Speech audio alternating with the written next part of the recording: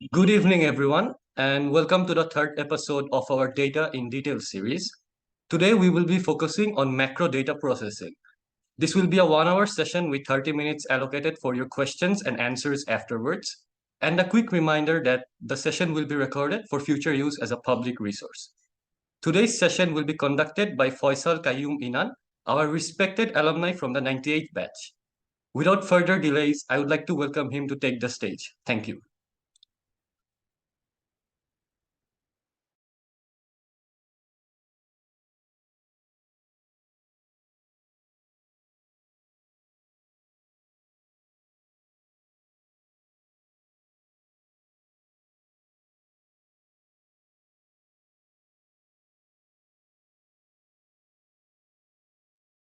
ওকে, আমাকে আবার একটু কো-হোস্ট, হ্যাঁ রাইট, আমি কো-হোস্ট। আচ্ছা, সো আমরা রেকর্ডিং স্টার্ট। ওকে, সো আমরা বেসিক্যালি যেটা করব, আমরা প্রথমত হচ্ছে ওয়ান ওয়েলকাম এভরিওয়ান। আমি আগে আমার পরিচয়টা একটু দিয়ে নিই। আমি হচ্ছে ফয়সাল কাইয়ুম, অ্যান্ড সো আজকে হচ্ছে আমি এখানে যে যে কারণে আসছি সেটা হচ্ছে ম্যাক্রো ইকোনমিক্স এর ডেটা নিয়ে কিভাবে কাজ করতে হয় সেটা দেখানোর জন্য। আমার স্ক্রিন দেখা গেলে please do let me know. জি ভাইয়া, দেখা যাচ্ছে। দেখা যাচ্ছে। Okay, so fine. তো প্রথমত আমরা যেটা করব সেটা হচ্ছে যে আমরা কিছু বেসিক জানার চেষ্টা করব, যেহেতু হচ্ছে যে আমাদের অডিয়েন্স হচ্ছে সেকেন্ড ইয়ার, থার্ড ইয়ার বা ফোর্থ ইয়ার এর ফার্স্ট সেমিস্টার বা সেকেন্ড ইয়ারের যারা আছো তোমরা।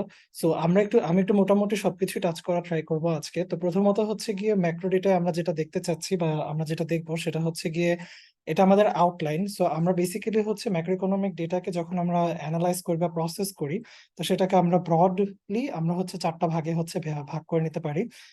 সো আমরা প্রথমটাকে বলতেছি হচ্ছে যে দ্য ডিগনিটি অফ ডেফিনেশনস। সেকেন্ডটা হচ্ছে আমাদের জন্য the catch of cross country, যেখানে আমরা এই স্টেজে সবচেয়ে বেশি ভুল করি, the pain of panel, are the turbulence of time series. So বুঝাই যাচ্ছে হচ্ছে এখানে একটু অ্যাডভান্স কিছু টপিকও চলে আসছে। তো প্রথমত আমি একটু বলে রাখি, আমরা চেষ্টা করবো যে ফার্স্ট হাফ অ্যান আওয়ারের মধ্যে the dignity of definitions and cross country নিয়ে কথাবার্তা শেষ করতে। তারপর আমরা যখন প্যানেল ডেটাতে যাব, আমরা প্যানেল ডেটাতে হচ্ছে যেটা করব সেটা হচ্ছে যে আমরা প্যানেল ডেটাতে ট্রাই করব সেটা প্যানেল ডেটার একদম বেসিকটা বোঝার ট্রাই করব।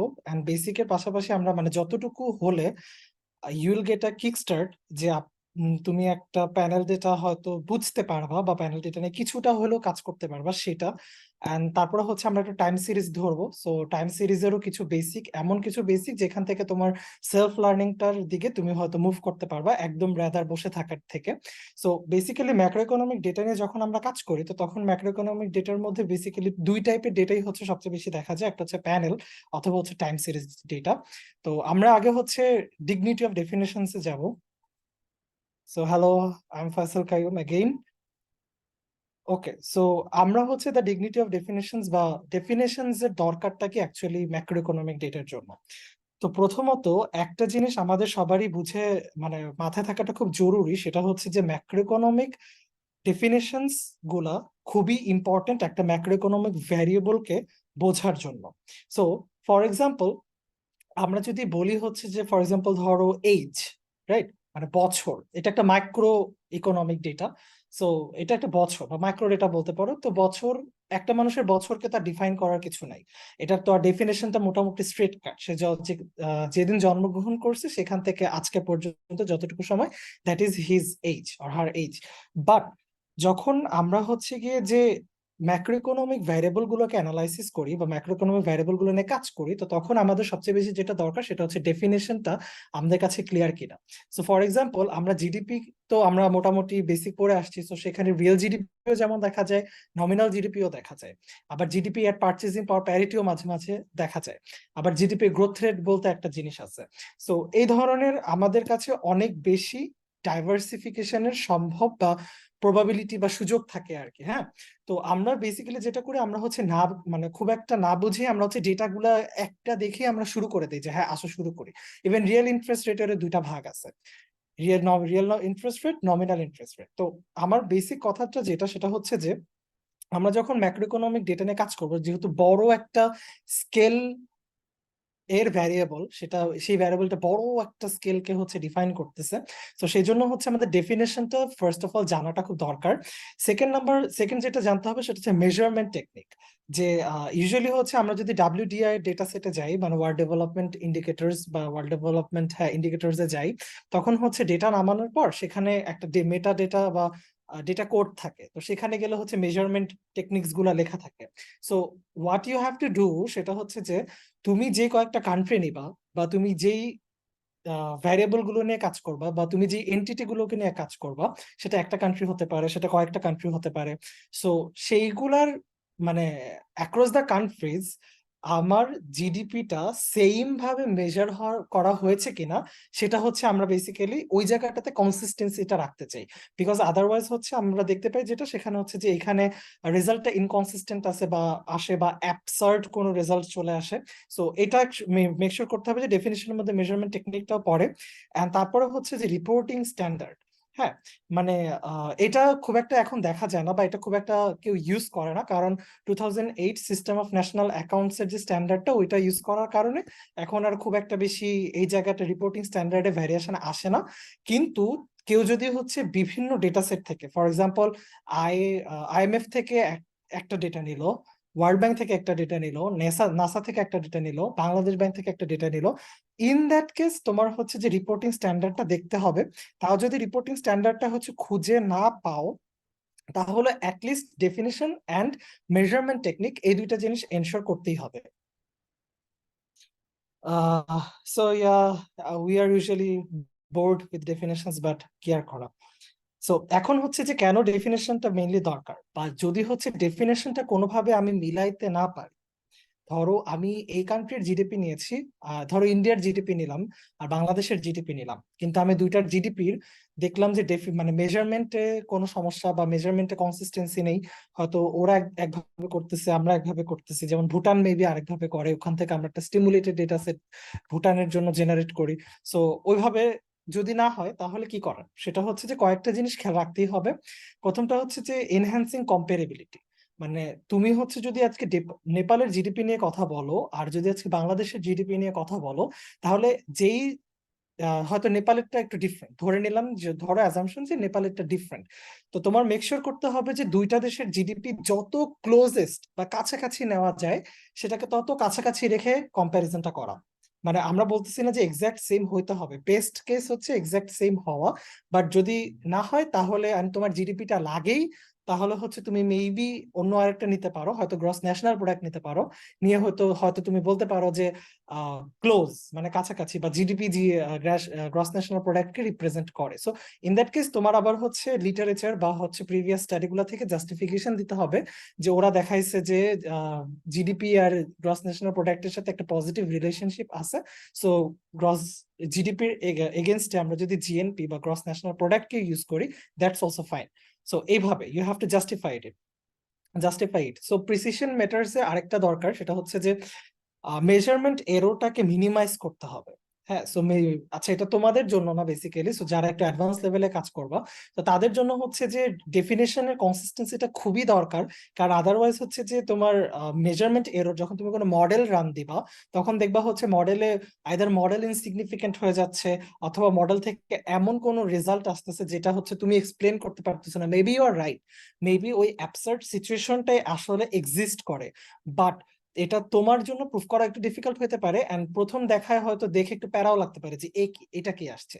হ্যাঁ, সো ওই জায়গাটা থেকে ক্লারিফিকেশনের জন্য আমরা যেটা করি সেটা হচ্ছে যে এই কনসিস্টেন্সিটা দরকার ডেফিনেশনের ভেতরে, টু এই মেজারমেন্ট এররটাকে মিনিমাইজ করার জন্য। তারপর হচ্ছে অ্যালাইনমেন্ট উইথ ইকোনমিক থিওরি। তো আমি মাঝখানে হচ্ছে এরকম একটা স্টাডি দেখেছিলাম, সেটা মোটামুটি ইউরোপিয়ান কোন একটা জার্নালে। তো সেখানে হচ্ছে যে পুরা স্টাডিটা যেটা করা হয়েছে সেটা হচ্ছে যে ইন্টারেস্ট রেট নিয়ে অনেক কথাবার্তা বলছে, অনেক কিছু বলছে, বাট শেষে যে দেখা গেল যেটা সেটা হচ্ছে অ্যাকচুয়ালি থিওরিটা হচ্ছে রিয়েল ইন্টারেস্ট রেটের জন্য। আর সে নমিনাল ইন্টারেস্ট রেটের কথা দিয়ে হচ্ছে যে পুরা ফাটাই ফেলছে। হ্যাঁ, বাট যখন হচ্ছে ওই নমিনাল ইন্টারেস্ট রেটটাকে ওখানে থেকে সরাই, ওখানে রিয়েল ইন্টারেস্ট রেটকে নেওয়া হয়েছে ইনফ্লেশনটাকে অ্যাডজাস্ট করে, তখন পুরো মডেলটা ব্রেক করছে। সো থিওরির সাথে অ্যালাইনমেন্টটা খুব জরুরি। যে তুমি একটা থিওরি নিয়ে কথা বলতেছো, তো ধরো হচ্ছে তুমি এখন কেনজিয়ান কেইনজিয়ান থিওরি নিয়ে কথা বলতেছো, তুমি সেখানে যে হচ্ছে বললা যে না আমরা নমিনাল ইন্টারেস্ট রেট দিয়ে সবগুলো মডেল চেক করলা, রিগ্রেশন 3-4টা রান করে ফেললা, লাভ নাই। কারণ সে সম্পূর্ণ রিয়েল ইন্টারেস্ট রেটের বেসিসে কথা বলে। সো নমিনালও কিছু জায়গা আছে, বাট তোমার আগে বুঝাইতে হবে যে এটা কেন তুমি নমিনাল নিচ্ছ তাহলে। বাট বেটার যেটা হচ্ছে যে তুমি যদি কোনো ইকোনমিক থিওরির সাথে অ্যালাইনমেন্টে চলার জন্য, সেটা হচ্ছে ওরা যেভাবে ডিফাইন করতেছে তুমি তোমার ভ্যারিয়েবলটা ঠিক সেম ভাবে ডিফাইন্ড হয়ে করে নিয়ে আসতেছো নাকি, বা সেম ডেফিনেশনের ভ্যারিয়েবল গুলোকে নিয়ে কাজ করতেছো নাকি। আচ্ছা, transparency, sorry, transparency and accountability, এটা বেসিক্যালি এখন তোমাদের লাগবে না, বাট যারা একটু অ্যাডভান্স লেভেলে যাবা বা যারা হচ্ছে অ্যাকচুয়ালি পেপারটা পাবলিশ করতে চাও বা পেপারটা নিয়ে মুভ ফরওয়ার্ড করতে চাও, তাহলে তোমার হচ্ছে এখানে একটা ট্রান্সপারেন্সি অ্যান্ড অ্যাকাউন্টেবিলিটির ব্যাপার থাকে। তুমি যদি ডেফিনেশনটা চেঞ্জ করে দাও, তোমার আগে বুঝাইতে হবে যে ডেফিনেশনটা কেন চেঞ্জ হয়েছে, যেটার জন্য আবার তোমার আরেকটা পেপার লিখতে হবে, রাইট? সো ধরো যারা যদি কেউ আমার আইজিসি প্রেজেন্টেশনে যেয়ে থাকো, সেখানে দেখবা যে সবাই হচ্ছে আমাকে বলছিল যে গ্রস ক্যাপিটাল ফরমেশনের আমি একটা ভ্যারিয়েবল ইউজ করেছিলাম, তো সেইটার ডেফিনেশনটা ঠিক আছে কিনা, সবাই হচ্ছে সেটা কিভাবে মেজার করছে, ডেফিনেশন ঠিক আছে কিনা, নিটি গ্রিটিতে ঢুকে দেখো, এগুলা বলতেছিল, বিকজ আমার একটা অ্যাবসার্ড নাম্বার আসছিল। সো সেটাকে প্রায়োরিটাইজ করার চেয়ে ওরা হচ্ছে ডেফিনেশন গুলা ঠিক ছিল কিনা, ডেফিনেশনে কনসিস্টেন্সি ছিল কিনা সেটা চেক করেছে, যেটা পরে ওই লাঞ্চের সময় আবার আমাকে হচ্ছে কয়েকজন মিলে জেরা করে যে আমি ডেফিনেশনটা কি, কাহিনী কি বুঝার চেষ্টা করে। সো এটা অবশ্যই হচ্ছে আমাদের মাথায় রাখতে হবে যে যদি আমরা পেপারটা নিয়ে মুভ ফরওয়ার্ড করতে চাই, কোথাও পাবলিশ করতে চাই, সেখানে ট্রান্সপারেন্সি অ্যান্ড অ্যাকাউন্টেবিলিটির জন্য আমরা হচ্ছে ডেফিনেশনটা মানে বাই দ্য বুক, অ্যাটলিস্ট ডেফিনেশনের ক্ষেত্রে খেলা খুবই সেফ, ভালো। আরটা হচ্ছে অ্যাম্বিগিউটিটা অ্যাভয়েড করাটা খুব জরুরি। যেমন হচ্ছে আনএমপ্লয়মেন্ট রেট কয়েক ধরনের হয়, তারপর হচ্ছে পোভার্টি রেটও কয়েক ধরনের হয়। তো তুমি কোন পোভার্টি রেট নিয়ে কথা বলতেছো সেটা খুবই ইম্পর্টেন্ট। যেমন হচ্ছে ধরো পভার্টি রেট দুই ধরনের হয়, একটাকে বলে আপার পভার্টি লাইন আর একটাকে বলে লোয়ার পভার্টি লাইন। হ্যাঁ, সো আপার পভার্টি লাইন ধরে যখন হিসাব করে সেটার হিসাবটা আলাদা, লোয়ার পভার্টি লাইন ধরে হিসাব করলে সেটার হিসাবটা হয় আলাদা। এবার ক্যাচটা যেখানে সেটা হচ্ছে যে কিছু কিছু ভ্যারিয়েবলের জন্য, মানে কিছু কিছু ফ্যাক্টরের সাথে আপার পভার্টি লাইনের রিলেশনশিপটা হয়তো নেগেটিভ হইলে কিছু কিছু ভ্যারিয়েবলের সাথে আবার সেটা পজিটিভ। মানে upper poverty line and lower poverty লাইনের মাঝখানে যে গ্যাপটা আছে, সেই গ্যাপের ভেতরে অনেক কিছু চেঞ্জ হয়, ঠিক আছে? সো এই যে এখানে তুমি যদি আজকে আমি একটা এরকম আমার কাছে একটা আসে, একটা পেপার আসে, আমি আগে পভার্টি লাইন নিয়ে আমি আগে চেক করি যে তার পভার্টি লাইনটা কি, কোন পভার্টি লাইন নিয়ে সে কথা বলতেছে। তুমি এখন একটা generalise poverty line, usually generalise poverty line বলতে আমরা লোয়ারটাকে বুঝি। সো আমরা যদি হচ্ছে ধরো আসে সেটাকে ক্লিয়ারলি ডিফাইন করা না থাকে, সে বলতেছে যে লোয়ারটা, বা সে বলতেছে জেনারেল পভার্টি লাইন বাট কাজ করতেছে আপার পভার্টি লাইন নিয়ে, এটা আমাদের জন্য প্রবলেম। বা এখানে রেজাল্ট গুলো ডিফারেন্ট আসবে, লিটারেচারের সাথে হয়তো মিলানো যাবে না, থিওরি গুলো হয়তো ব্রেক করবে। থিওরি স্যাটিসফাই করতে পারে, সেটা আমি মানা করতেছি না, বাট থিওরি ব্রেকও করতে পারে। ইন দ্যাট কেস হয়তো তুমি এসে বলতে পারো যে না আমার খুব ভালো রেজাল্ট আসছে, থিওরির সাথে মিলছে, রেভলিউশনারি কিছু একটা পাইছি, but all you have done will result in nothing, because তুমি ডেফিনেশনটা দিতে ভুল করছো। আচ্ছা, এন্ড আমরা লাস্টে হচ্ছে যেটা দেখবো সেটা হচ্ছে যে defining the scale of variables and being consistent. এখানে আমরা যাচ্ছি, সো আমি আগে বিং কনসিস্টেন্সির জায়গাটা বুঝাই। সো আরেকটা জিনিস হচ্ছে জিডিপি তুমি কিভাবে দেখাইতে পারো, জিডিপি কয়েকভাবে দেখানো যায়। একটা হচ্ছে GDP real GDP, nominal GDP তো আছেই, জিডিপি গ্রোথ রেটও হয়, এবং অনেকে হচ্ছে লন জিডিপিও করতে পারে, মানে জিডিপি কে লন দিয়ে ট্রান্সফর্ম করে সেটা নিয়েও হচ্ছে অনেকে কাজ করে। হ্যাঁ, সো যে কয়েকভাবে দেখানো যায়, বাট ক্যাচটা হচ্ছে যেটা সেটা হচ্ছে যে তোমার রিগ্রেশন মডেলে তুমি যদি হচ্ছে গ্রোথ রেট নাও, তাহলে ধরো তুমি দিচ্ছ জিডিপি গ্রোথ রেট, আবার অন্যদিকে তুমি কথা বলতেছো হচ্ছে ধরো ক্যাপিটাল ফরমেশন, তুমি সেখানে এসে বলতেছো যে ক্যাপিটাল ফরমেশন অ্যাট লেভেলস, বা ধরো কার্বন ডাই অক্সাইড এমিশন, তুমি বলতেছো carbon dioxide emission in metric ton. হ্যাঁ, এটা হবে না, বা হবে বাট তোমার রেজাল্টটা প্রপারলি জাস্টিফাইড করা যাবে না। হ্যাঁ, একটু প্রবলেম, এন্ড মাঝে মাঝে ইভেন ভ্যারিয়েবল গুলো ইনসিগনিফিকেন্ট চলে আসে। তার কারণ হচ্ছে, তার আমি দেখি এখানে আঁকা যায় কিনা। ওকে, রাইট। তার কারণ হচ্ছে যদি হচ্ছে আমরা ধরো এটাকে ওয়াই, সরি, ধরো আমরা এখানে যদি বলি যে দিস ইজ ওয়াই, মানে জিডিপি, আর ধরো এটা হচ্ছে ধরো gross capital formation in T, okay, right. So এখানে ক্যাচটা কি, ধরো তোমার যখন জিডিপির কথা আমি বলতেছি, জিডিপি ওভার টাইম, এখানে আমরা সাথে টি এর এগেনস্টে মানে সময়ের এগেনস্টে প্লট করতেছি। সো জিডিপি সময়ের সাথে সাথে বাংলাদেশে বাড়ছে। সো এটার গ্রাফটা এরকম। কিন্তু গ্রস ক্যাপিটাল ফরমেশনের আমি এখানে, আচ্ছা আমি এটা টি দিছি। আচ্ছা ধরো আমরা আগে একটা লেভেলে নিয়ে দেখি। সো লেভেলেরটার জন্য গ্রস ক্যাপিটাল ফরমেশন ধরো এরকম। সো আমরা এখান থেকে মোটামুটি যেটা বুঝতে পারতেছি সেটা হচ্ছে হয়তো গ্রস ক্যাপিটাল ফরমেশন অ্যান্ড হচ্ছে জিডিপির মধ্যে একটা পজিটিভ রিলেশনশিপ আছে, মেবি অ্যাসোসিয়েশন। কিন্তু যখন ধরো এখন আমি হচ্ছে এটা না নিয়ে আমি হচ্ছে এখন এই ক্যাপিটাল ফরমেশনের গ্রোথ রেটটাকে নিলাম। সো ধরো গ্রোথ রেটটাকে নিলাম, সেটা নট নেসেসারিলি এরকম আপওয়ার্ড ট্রেন্ডিং হবে, 5%, 2%, 3%, 9%, 7%, র্যান্ডম। সো এটা ধরো এরকম আসছে। তাহলে ইন দ্যাট কেস আমি যদি হচ্ছে লেভেলটা মুছে দেই, এখন তুমি কি তোমার রিলেশনশিপ নিয়ে কনফার্ম ভাবে কিছু বলতে পারবা? বলতে কিন্তু পারবা না, ঠিক আছে? অ্যান্ড এই জন্য স্টাডিটা মাঝে মাঝে যখন আমরা করি দেখা যায় যে এইটার সাথে এইটা রিলেশনশিপটা ইনসিগনিফিকেন্ট হয়ে যায়। ওকে, বিকজ ওরা বলে যে এদের মধ্যে আসলে কোনো কানেকশন নেই, কারণ ও ওর মতো চলতেছে আর ও ওর মতো উপরের দিকে উঠতেছে।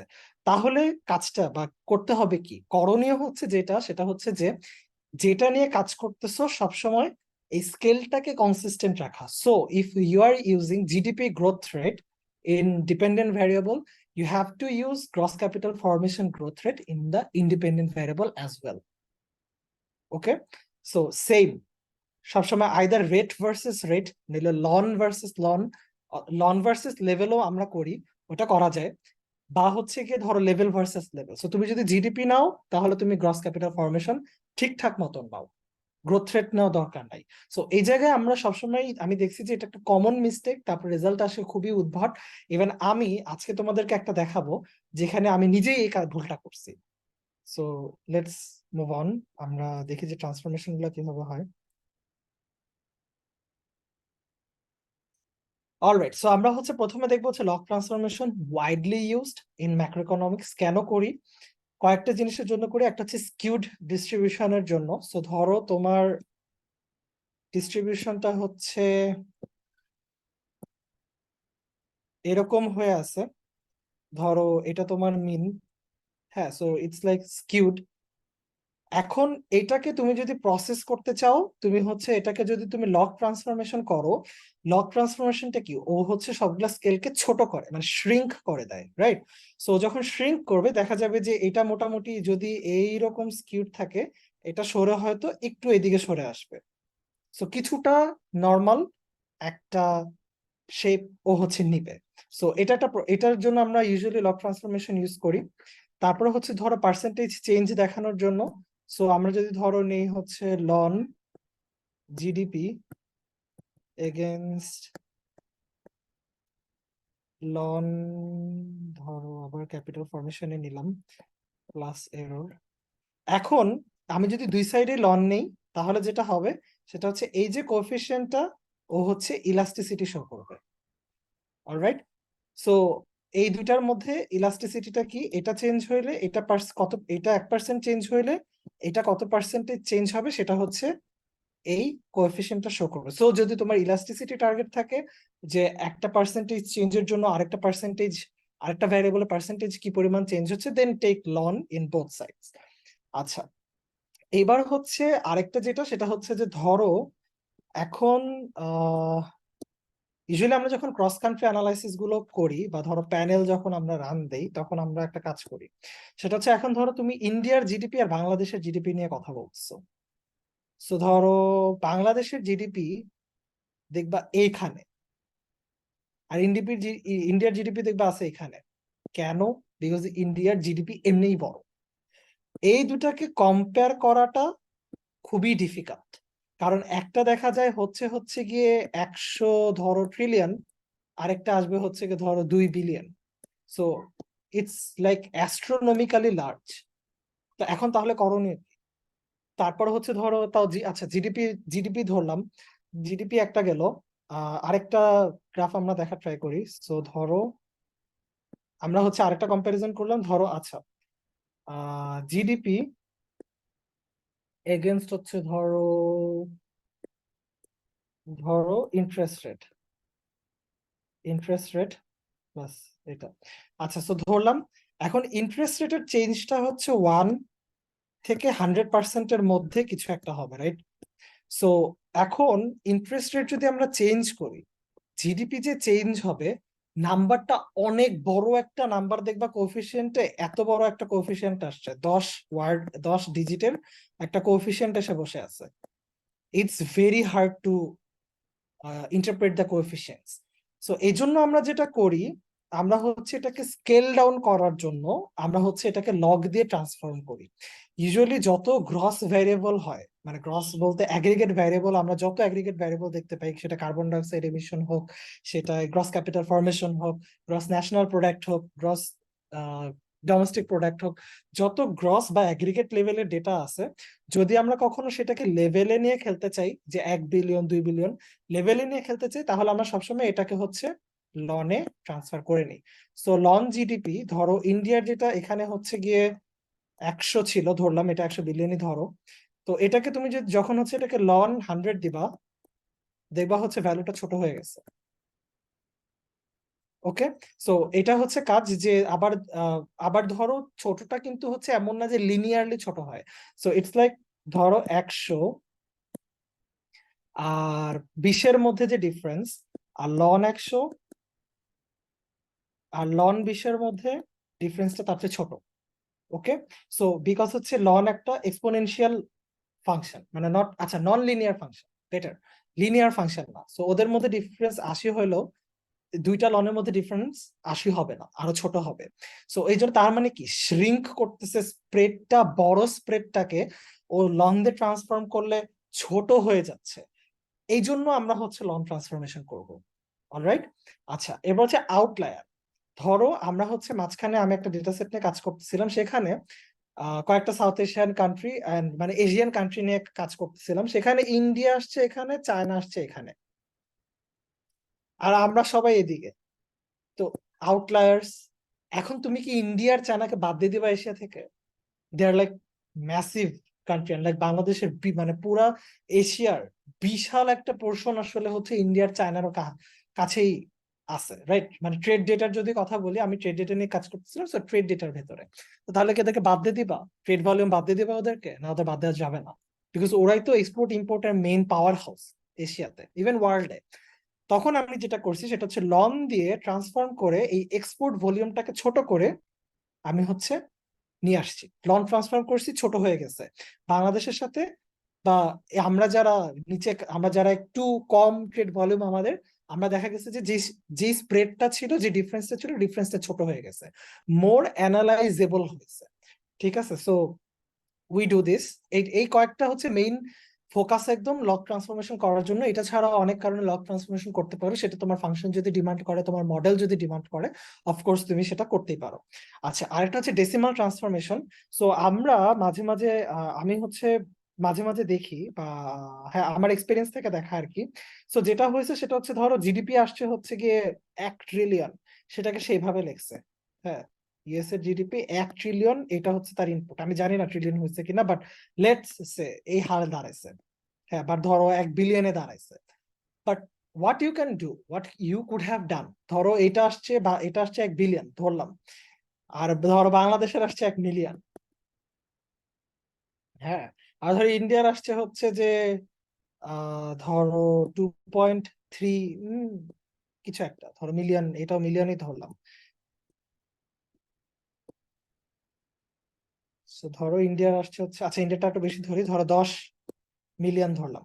এবার দেখো, এইটার সাথে আমি যদি 1 মিলিয়ন নেই, আচ্ছা নেই, দাঁড়াও, আমি I am very bad at this things.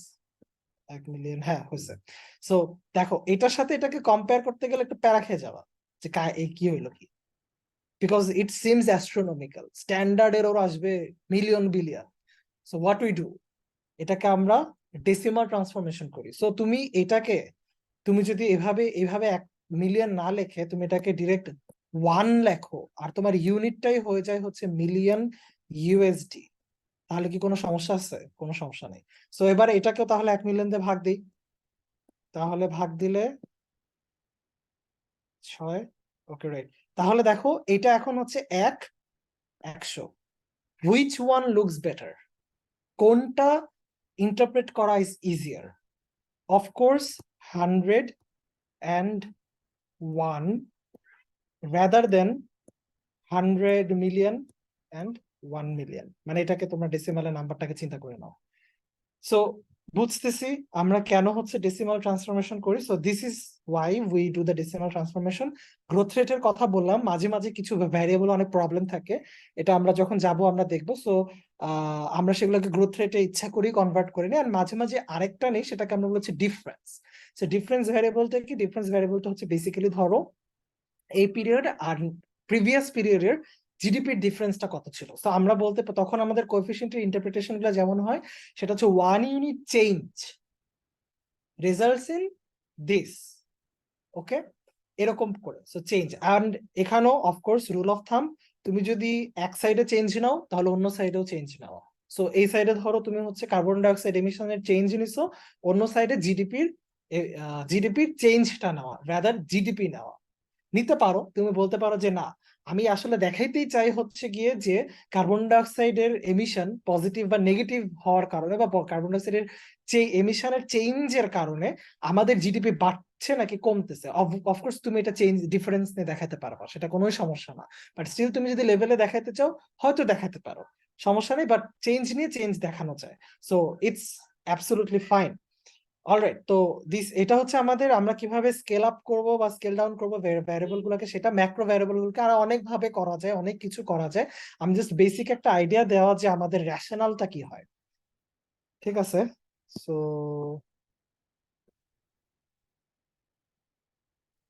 আচ্ছা, সো এখন হচ্ছে গিয়ে আমরা যদি তাও প্রবলেমে পড়ি, আমরা যদি সমস্যা হয় যে আমরা কনভার্ট করতে পারতেছি না, স্কেল করেও আমাদের কাহিনী ফিক্স হচ্ছে না, তো তখন আমরা কি করি usually? তখন আমরা হচ্ছে কয়েকটা জিনিস আহ মাথায় রেখে থাম্বরুল রেখে চলতে হবে। সো থিওরিটিক্যাল সাউন্ডনেসটা আনার জন্য সেটা হচ্ছে নমিনাল রিয়েল ভ্যারিয়েবলকে এক করা যাবে না, যদি অ্যাভয়েড করা যায় অ্যাভয়েড করতে হবে। By that I don't mean যে তুমি নমিনাল মানে ওই যে থিওরির সাথে মিলায় কেইনস করছে রিয়েল, তুমি নিচ্ছ নমিনাল, নট দ্যাট। তুমি যদি এক সাইডে রিয়েল জিডিপি নাও তাহলে আরেক সাইডে চেষ্টা করতে হবে রিয়েল ইন্টারেস্ট রেট নেওয়ার জন্য। তুমি এক সাইডে রিয়েল জিডিপি নিলা, আরেক সাইডে নমিনাল ইন্টারেস্ট রেট নিলা, that would be a problem. ডেটাটা রান হয়ে যাবে, সবই হয়ে যেতে পারে, আমার কোনো সমস্যা নেই। বাট এখানে ক্লাসিক্যাল ইকোনমিক্স বলে যে এখানে ক্লাসিক্যাল ডিকোটমি বলতে একটা প্রবলেম হবে। সেটা তোমরা যারা ম্যাক্রো পড়বা পড়তেছো অলরেডি, তোমরা জানো ক্লাসিক্যাল ডিকোটমিটা কি। সেটা হচ্ছে ক্লাসিক্যাল ডিকোটমি বলে নমিনাল ভ্যারিয়েবল রিয়েল ভ্যারিয়েবলকে এফেক্ট করে না, বাট হয়তো তোমার রেজাল্টে করতেও পারে। বাট ইস্যুটা যেখানে ক্রিয়েট হবে সেটা হচ্ছে আমরা ইউজুয়ালি রিয়েল ভ্যারিয়েবলকে রিয়েল ভ্যারিয়েবল দিয়ে ডিফাইন করি, বিকজ প্রাইস লেভেলের যে চেঞ্জটা হচ্ছে নমিনাল ভ্যারিয়েবলের মধ্যে চলে আসে সেটাকে আমরা ধরতে চাই না, ইনকর্পোরেট করতে চাই না, রাইট? আমরা অ্যাকচুয়াল কোয়ান্টিটি বা অ্যাকচুয়াল প্রোডাকশন বা অ্যাকচুয়াল সিনারিওটা কতটুকু চেঞ্জ হয়েছে সেটা দেখতে চাই।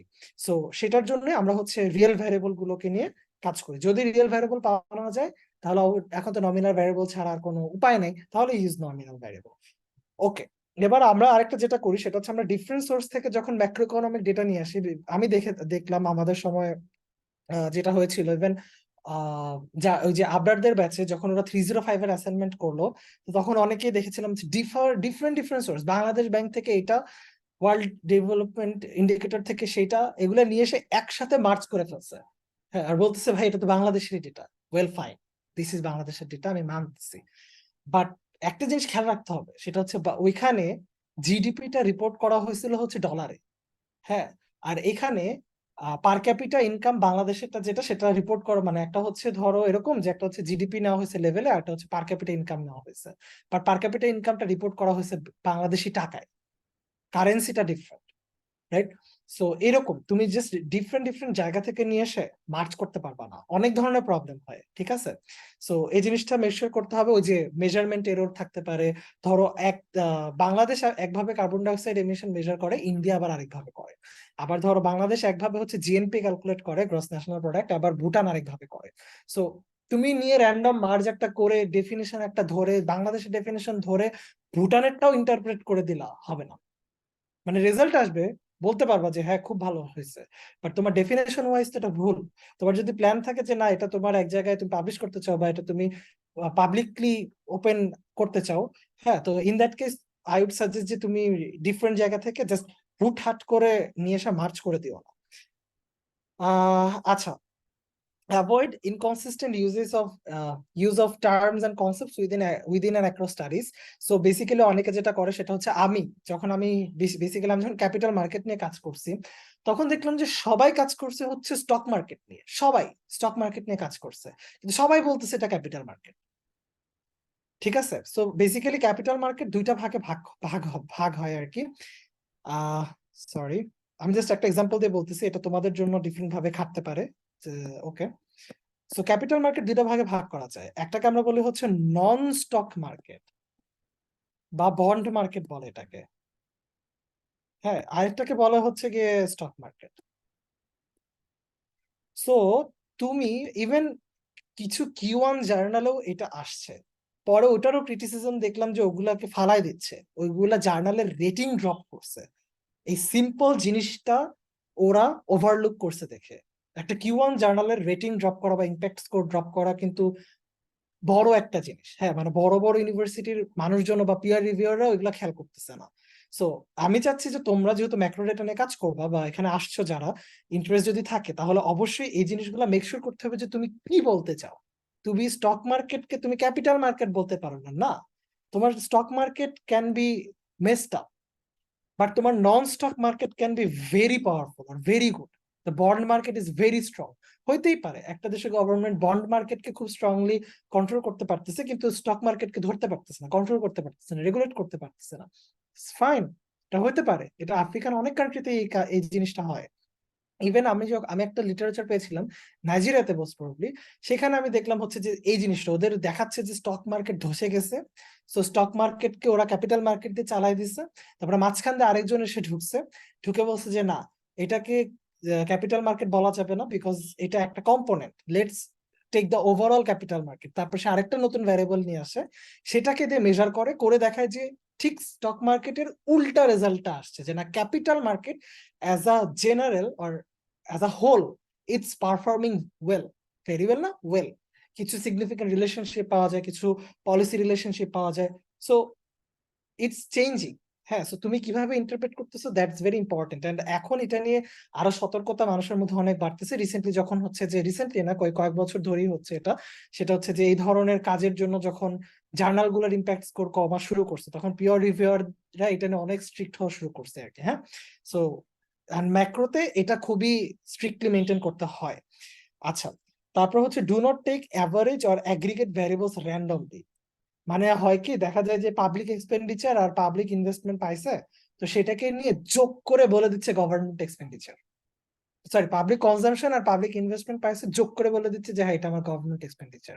ঠিক আছে, তারপর ধরো হচ্ছে গিয়ে আহ আচ্ছা, ধরো দুই ধরনের ইয়ে হয়, কি বলে, দুই ধরনের ইনফ্লেশন হয়। একটা হচ্ছে ওই যে আমরা যেটা ইয়ে দিয়ে মেজার করি, কনজিউমার প্রাইস ইন্ডেক্স। আরেকটা মাঝে মাঝে কিছু কিছু কান্ট্রির জন্য ওদের হচ্ছে যে ক্যাপিটাল প্রাইস ইন্ডেক্স বা ইনভেস্টমেন্ট প্রাইস ইন্ডেক্সও পাওয়া যায়, বা নন কনজাম্পশন প্রাইস ইন্ডেক্সও ওদের জন্য পাওয়া যায়। তো করে কি, ধরো অনেকে যেটা করে সেটা হচ্ছে দুইটাকে নিয়ে অ্যাভারেজ করে বলে দেয় যে এটা আমাদের কান্ট্রির অ্যাভারেজ হোল ইনফ্লেশন রেট। তো তোমাকে কে বলছে সেটা? সো এইগুলা কাজ করা যাবে না, যে একটা পাইলাম নিয়ে র্যান্ডমলি অ্যাভারেজ করে দিলাম আর খুশি হয়ে গেছে যে হয়ে গেছে, তারপর পাইলাম র্যান্ডমলি যোগ করে দিলাম হয়ে গেছে, না, ইউ ক্যান ডু দ্যাট। এটা হবে না, এটা করা যাবে না, র্যান্ডমলি করা যাবে না। যদি তোমার কাছে লিটারেচার থাকে, যদি তুমি এটাকে ব্যাকিং দিতে পারো তাহলে করতে পারো, কোনো সমস্যা নেই, বাট হুটহাট মনে হলো যে নিয়ে নেই করে ফেললাম, হবে না। আচ্ছা, নেক্সট আমরা তো যেটা যাব সেটা হচ্ছে যে একটা প্রবলেমেটিক থিং বা প্রবলেমেটিক ইস্যু যেটা ম্যাক্রো ডেটার বা ম্যাক্রো ইকোনমিক ডেটার জন্য আমরা সবাই মোর অর লেস ফেস করব, সেটা হচ্ছে যে ডেটা নাই। সো ধরো আমি যখন হচ্ছে একটা কাজ করতেছিলাম সাউথ এশিয়ার উপরে, তো তখন হচ্ছে আমি দেখতাম যে 2018, 2019, ধর আমি 3 বছরের কথাই বলি, 2020, এটার মধ্যে ধরো এটা ডেটা আছে ধরো 8%, এটা ইন্টারেস্ট রেট ধরলাম, ধরো এটা 8%, এটা হচ্ছে 10%, মাঝখানে একটা ডেটা নাই। এখন অনেকে যেটা করে সেটা হচ্ছে বলে যে ওকে, নাইস, ওই যে বললাম যে দেখলেই মনে হয় একটা অ্যাভারেজ করে দিই, 8 আর 10-এর একটা অ্যাভারেজ নিয়ে এখানে 9 বসায় দেয়, দিয়ে বলে যে বাহ, ডেটা পুরো কমপ্লিট, ডেটা সেট পেয়ে গেছি, আলহামদুলিল্লাহ। হ্যাঁ, না, ইউ ক্যান ডু দ্যাট। আচ্ছা, খুবই ভালো। তো এটা একটা প্রবলেম, যদি মাঝখানে থাকলে তাও তো ধরো একটা এক্সকিউজ আছে যে হ্যাঁ আমরা একটা অ্যাভারেজ নিয়ে তাও বসাইতে পারি, ওকে ফাইন, কেউ কেউ মানতেও পারে। ইভেন আমাদের ডিপার্টমেন্টে হয়তো তোমরা যেহেতু এখনো একটু ছোট, সো মানবে, কেউ মানা করবে না। বাট হোয়াট ইফ যদি এরকম হয় 2015, 2018 পর্যন্ত ডেটা আছে, 2019 থেকে 2021 পর্যন্ত কোনো ডেটা নাই, ধরো ইন্টারেস্ট রেটের জন্য, এটা নট অ্যাভেলেবল, হ্যাঁ ইন্টারেস্ট রেটের জন্য কোনো ডেটা নাই, কিন্তু আবার জিডিপির জন্য আছে, সবার আছে। তো এখন তোমার হচ্ছে মন মানতেছে না যে এই তিনটা আমি কেন বাদ দিব, বা এই তিনটা কিভাবে, এখন তো তুমি অ্যাভারেজও করতে পারছো। অ্যাভারেজ কি তাহলে এটা করবা 2015 থেকে 2018 পর্যন্ত নিবা, নিয়ে সেটার একটা অ্যাভারেজ বের করবা, পরে সেইগুলা 3 বছরে বসাই দিবা, ধরো তিনটার অ্যাভারেজ আসছে 8, তারপর বললা যে আচ্ছা গুড, তাহলে 8 8 8, এটাও করা যাবে না, দিস ইজ অ্যাবসার্ড, হবে না। সো এটাও বাদ। তো তাহলে কি হচ্ছে, মানে করবোটা কি তাহলে? আবার ধরো মাঝখানে আমি একটা স্টাডি দেখলাম, হচ্ছে একটা সাউথ এশিয়ান একটা স্টাডি দেখছিলাম। সো বেসিক্যালি যেটা হয়েছে সেটা হচ্ছে যে ধরো সব কান্ট্রির জন্য ডেটা আছে, হ্যাঁ মানে ও বেসিক্যালি যেটা করছে যে আমাদের কান্ট্রি কয়টা, 8টা, তো সব কান্ট্রির জন্য ধরো ও হচ্ছে এক্সচেঞ্জ রেটে ডেটা পাইছে। হুম, ধরো এটাকে আমরা এক্সচেঞ্জ রেটই বলি, এক্সচেঞ্জ রেটে ডেটা পাইছে, বাট আফগানিস্তানেরটা পায় নাই। তাহলে করণীয় কি? আফগানিস্তানে 10 বছরের ডেটা নেই, তো তাহলে সে কি করছে? সে হচ্ছে বাকি যে 7টা কান্ট্রি আছে, সে বাকি 7টা কান্ট্রির এক্সচেঞ্জ রেটকে অ্যাভারেজ করছে। বিউটিফুল না? হ্যাঁ। সো অ্যাভারেজ করছে, এদিকে ইন্ডিয়ার এক অবস্থা, আমরা যাচ্ছি মরে। হ্যাঁ মানে সে ওই সবাইকে নিয়ে একটা অ্যাভারেজ করে বললো যে আফগানিস্তানের এই 10 পিরিয়ডে এটাই হবে, বিকজ আফগানিস্তানও একটা South Asian country. Does that make sense? It does not. So you can do that as well. Random আরেক, ধরো তুমি বাংলাদেশ নিয়ে খালি কাজ করতেছো, বাকি আর কেউ নাই, তখন তুমি কি করবা? তখন কি বলবা যে আচ্ছা বাংলাদেশ নিয়ে কাজ করতেছি, আর তো কোনো কান্ট্রি নেই আমার কাছে, সো আমি অ্যাভারেজ তাহলে কার কাছ থেকে নিয়ে আসবো? ইন্ডিয়ারটা অ্যাভারেজ করে এখানে বসাইতে, কারণ ইন্ডিয়া আমাদের প্রতিবেশী। এটাও হবে না। সো এই জন্য আমরা যেটা করি সেটা হচ্ছে যে যদি কোনো মিসিং ভ্যালু থাকে, আমরা ইউজুয়ালি মিসিং ভ্যালুকে ডিফাইন করি যেভাবে, বা মিসিং ভ্যালুগুলাকে ড্রপ করে দেওয়া বেটার আমি বলবো। আর যদি এই যে ধরো আফগানিস্তানের কথা যেটা বললাম, এটা আফগানিস্তানেরটা বাদ দিয়ে দেওয়াটা মানে সর্ট অফ ধরো ম্যান্ডেটরি, হ্যাঁ বাদ দিয়ে দিতে হবে, আফগানিস্তান এমনি বাদ হয়ে যাবে, ওটা কোনো ভ্যালুই রিপ্লেস করা যাবে না। বাট যদি হচ্ছে এরকম কেস হয়, ধরো 2018 আছে, 2020 আছে, 2019 নাই, ধরো 18-র আগে আরো কয়েকটা আছে, 2000, ধরো 2000 থেকে তোমার কাছে আছে, ইন দ্যাট কেস আমরা আবার ধরো মাঝখানে আরেকটা মিসিং আছে, ধরো 2005, ঠিক আছে, কোনো সমস্যা নেই। এই ইন দ্যাট কেস আমরা যেটা করতে পারি সেটা হচ্ছে প্রথমে ফর স্টার্টার্স, যেটা একদম মানে মোটামুটি সবাই মেনে নিছে, এটা নিয়ে আর্গুমেন্ট আছে বাট মোটামুটি একসেপ্টেবল, অ্যাভারেজের চেয়ে অনেক ভালো, সেটা হচ্ছে নেগেটিভ রিপ্লেসমেন্ট মেথড। একটু দেখে নিতে, একটু দিস ইজ ইজি, আমি জাস্ট মেনশন করে যাচ্ছি সো দ্যাট তোমরা হচ্ছে দেখে নিতে পারো। নেগেটিভ রিপ্লেসমেন্ট মেথড, এটা বিভিন্ন স্ট্যাটিস্টিক্যাল সফটওয়্যার গুলো ইউজ করলে সেখানে ডিরেক্ট এটা ডেটা গুলা পাওয়া যায়। আমি দেখাইতে চাইছিলাম, কিন্তু কাহিনী যেটা হয়েছে সেটা দেখাইতে নিতাম যদি প্যানেলে দেখাতে চাইছিলাম, বাট প্যানেল আমার কাছে যে ডেটা সেটটা আছে আমার নিজের, সেটাতে আমি অলরেডি মিসিং ভ্যালু গুলো জেনারেট করে বসায় ফেলছি, এন্ড আমার কাছে ইনিশিয়াল ডেটা সেটটা নাই, কারণ ওটা আমার আগের ল্যাপটপে ছিল। সো ওটা থাকলে দেখানো যেত। তো ওইটা এই জন্য আমি যাচ্ছি না ওখানে, তোমরা একটু দেখে নেবা, দ্যাটস ইজি। এরপরেও বেটার যেটা সেটা হচ্ছে তোমার কাছে ধরো তুমি 5 নাই, 19 নাই, মাঝখানে ধরো আরো একটা দুটা নাই। তুমি 2000 থেকে 2020 পর্যন্ত ডেটা নিয়ে যদি একটা টাইম সিরিজ সিমুলেশন করো বা ইভেন প্যানেল সিমুলেশনও করো, প্যানেল ডেটা সিমুলেশনও করো, করে সেখান থেকে তুমি ফোরকাস্ট করতে পারবা বা সেখান থেকে ডেটা সিমুলেট করা যায়, বের করে আনা যায়, এস্টিমেট করা যায়। এটা হচ্ছে বেটার, যেটা এখন সবাই ওয়াইডলি ইউজ করে। বাট তোমার কাছে মনে হয় যদি যে না, আমি তো এত কিছু পারি না, তাহলে কি করবা? তাহলে কিছু কিছু ইয়ে আছে, ডেটা বেজ আছে। সো ফর এক্সাম্পল ধরো হার্ভার্ড ডেটাভার্স, এটা তোমাদের ইএসসি রিসার্চ পোর্টালে ওখানে অ্যাড করা আছে, আমি দেখলাম, ভেরি গুড। সো এখানে হচ্ছে সিমুলেটেড ডেটা ওরা জেনারেট করে রাখছে। ফর এক্সাম্পল, তোমরা কি জানো যে গিনি কোএফিসিয়েন্ট যেটা ক্যালকুলেট করা হয়, সেটা যে অ্যাকচুয়াল ডেটাটা প্রতি বছরের জন্য নাই। প্রতি বছরের জন্য ধরো 2018-র জন্য হলে 2000 গ্যাপ দিয়ে 2021-এর জন্য আছে, এরকম একটা ইন্টারভাল আছে গিনি কোএফিসিয়েন্টের জন্য। তো তখন কি করে? তাহলে গিনি কোএফিসিয়েন্ট নিবা কোত্থেকে? তাহলে ইনইকুয়ালিটির এত কাজ হচ্ছে কিভাবে টাইম সিরিজে, যদি মাঝখানে এই কিছু নাই থাকে? যেটা হয় সেটা হচ্ছে হার্ভার্ড, ওরা হচ্ছে এরকম একটা সিমুলেশন দিয়ে একটা ডেটা সেট বানায় রাখছে, সিমুলেটেড গিনি কোএফিসিয়েন্ট, যেটা স্ট্যাটিস্টিক্যালি প্রুভেন যে মেইন সিনারিওটাকে রিপ্রেজেন্ট করে। ওকে, সো আমরা সেখান থেকে ডেটা সেটটা নিয়ে কাজ করতে পারি যদি নিজে বানাইতে না চাই। ইভেন আমিও মাঝে মাঝে যখন বানাইতে পারি, তাও আমার ভালো লাগে না। মানে লাইক একটু আলসেমি যখন লাগে, বা যদি মনে হয় যে না, ওদেরটা বেটার, তাহলে ওদেরটা নেই। আমার মেথোডোলজি হচ্ছে ওদের মেথোডোলজি বেটার, তাহলে ওদেরটাই নেই। হ্যাঁ, সো আলসেমি টালসেমি বাদ, আমি আলসেমির আসলে এখানে সুযোগ নেই, বাট সিমুলেটেড ডেটাটা ইউজ করাটা যায়, এন্ড অনেকেই করে। আমি অনেক ভালো ভালো পেপারেও দেখছি মানুষজন সিমুলেটেড ডেটা ইউজ করতেছে, সো ইটস ফাইন। এন্ড একটা জিনিস আমরা সবসময় যেটা করি সেটা হচ্ছে আমরা সবসময় ম্যাগনিটিউডকে ইন্টারপ্রেট করার জন্য একদম ওভার ফোকাসড থাকি। হ্যাঁ, যে কোএফিসিয়েন্টটা কি আসছে, ধরো ধরো ধরো কোএফিসিয়েন্ট হচ্ছে আসতেছে হচ্ছে 3, বা কোএফিসিয়েন্ট ধরো 0.0003। Well, don't focus on that. Over focus মানে ফোকাস করো, বাট ওভার ফোকাস করো না, রাদার ফোকাস যে কোএফিসিয়েন্টটা সিগনিফিকেন্ট কিনা।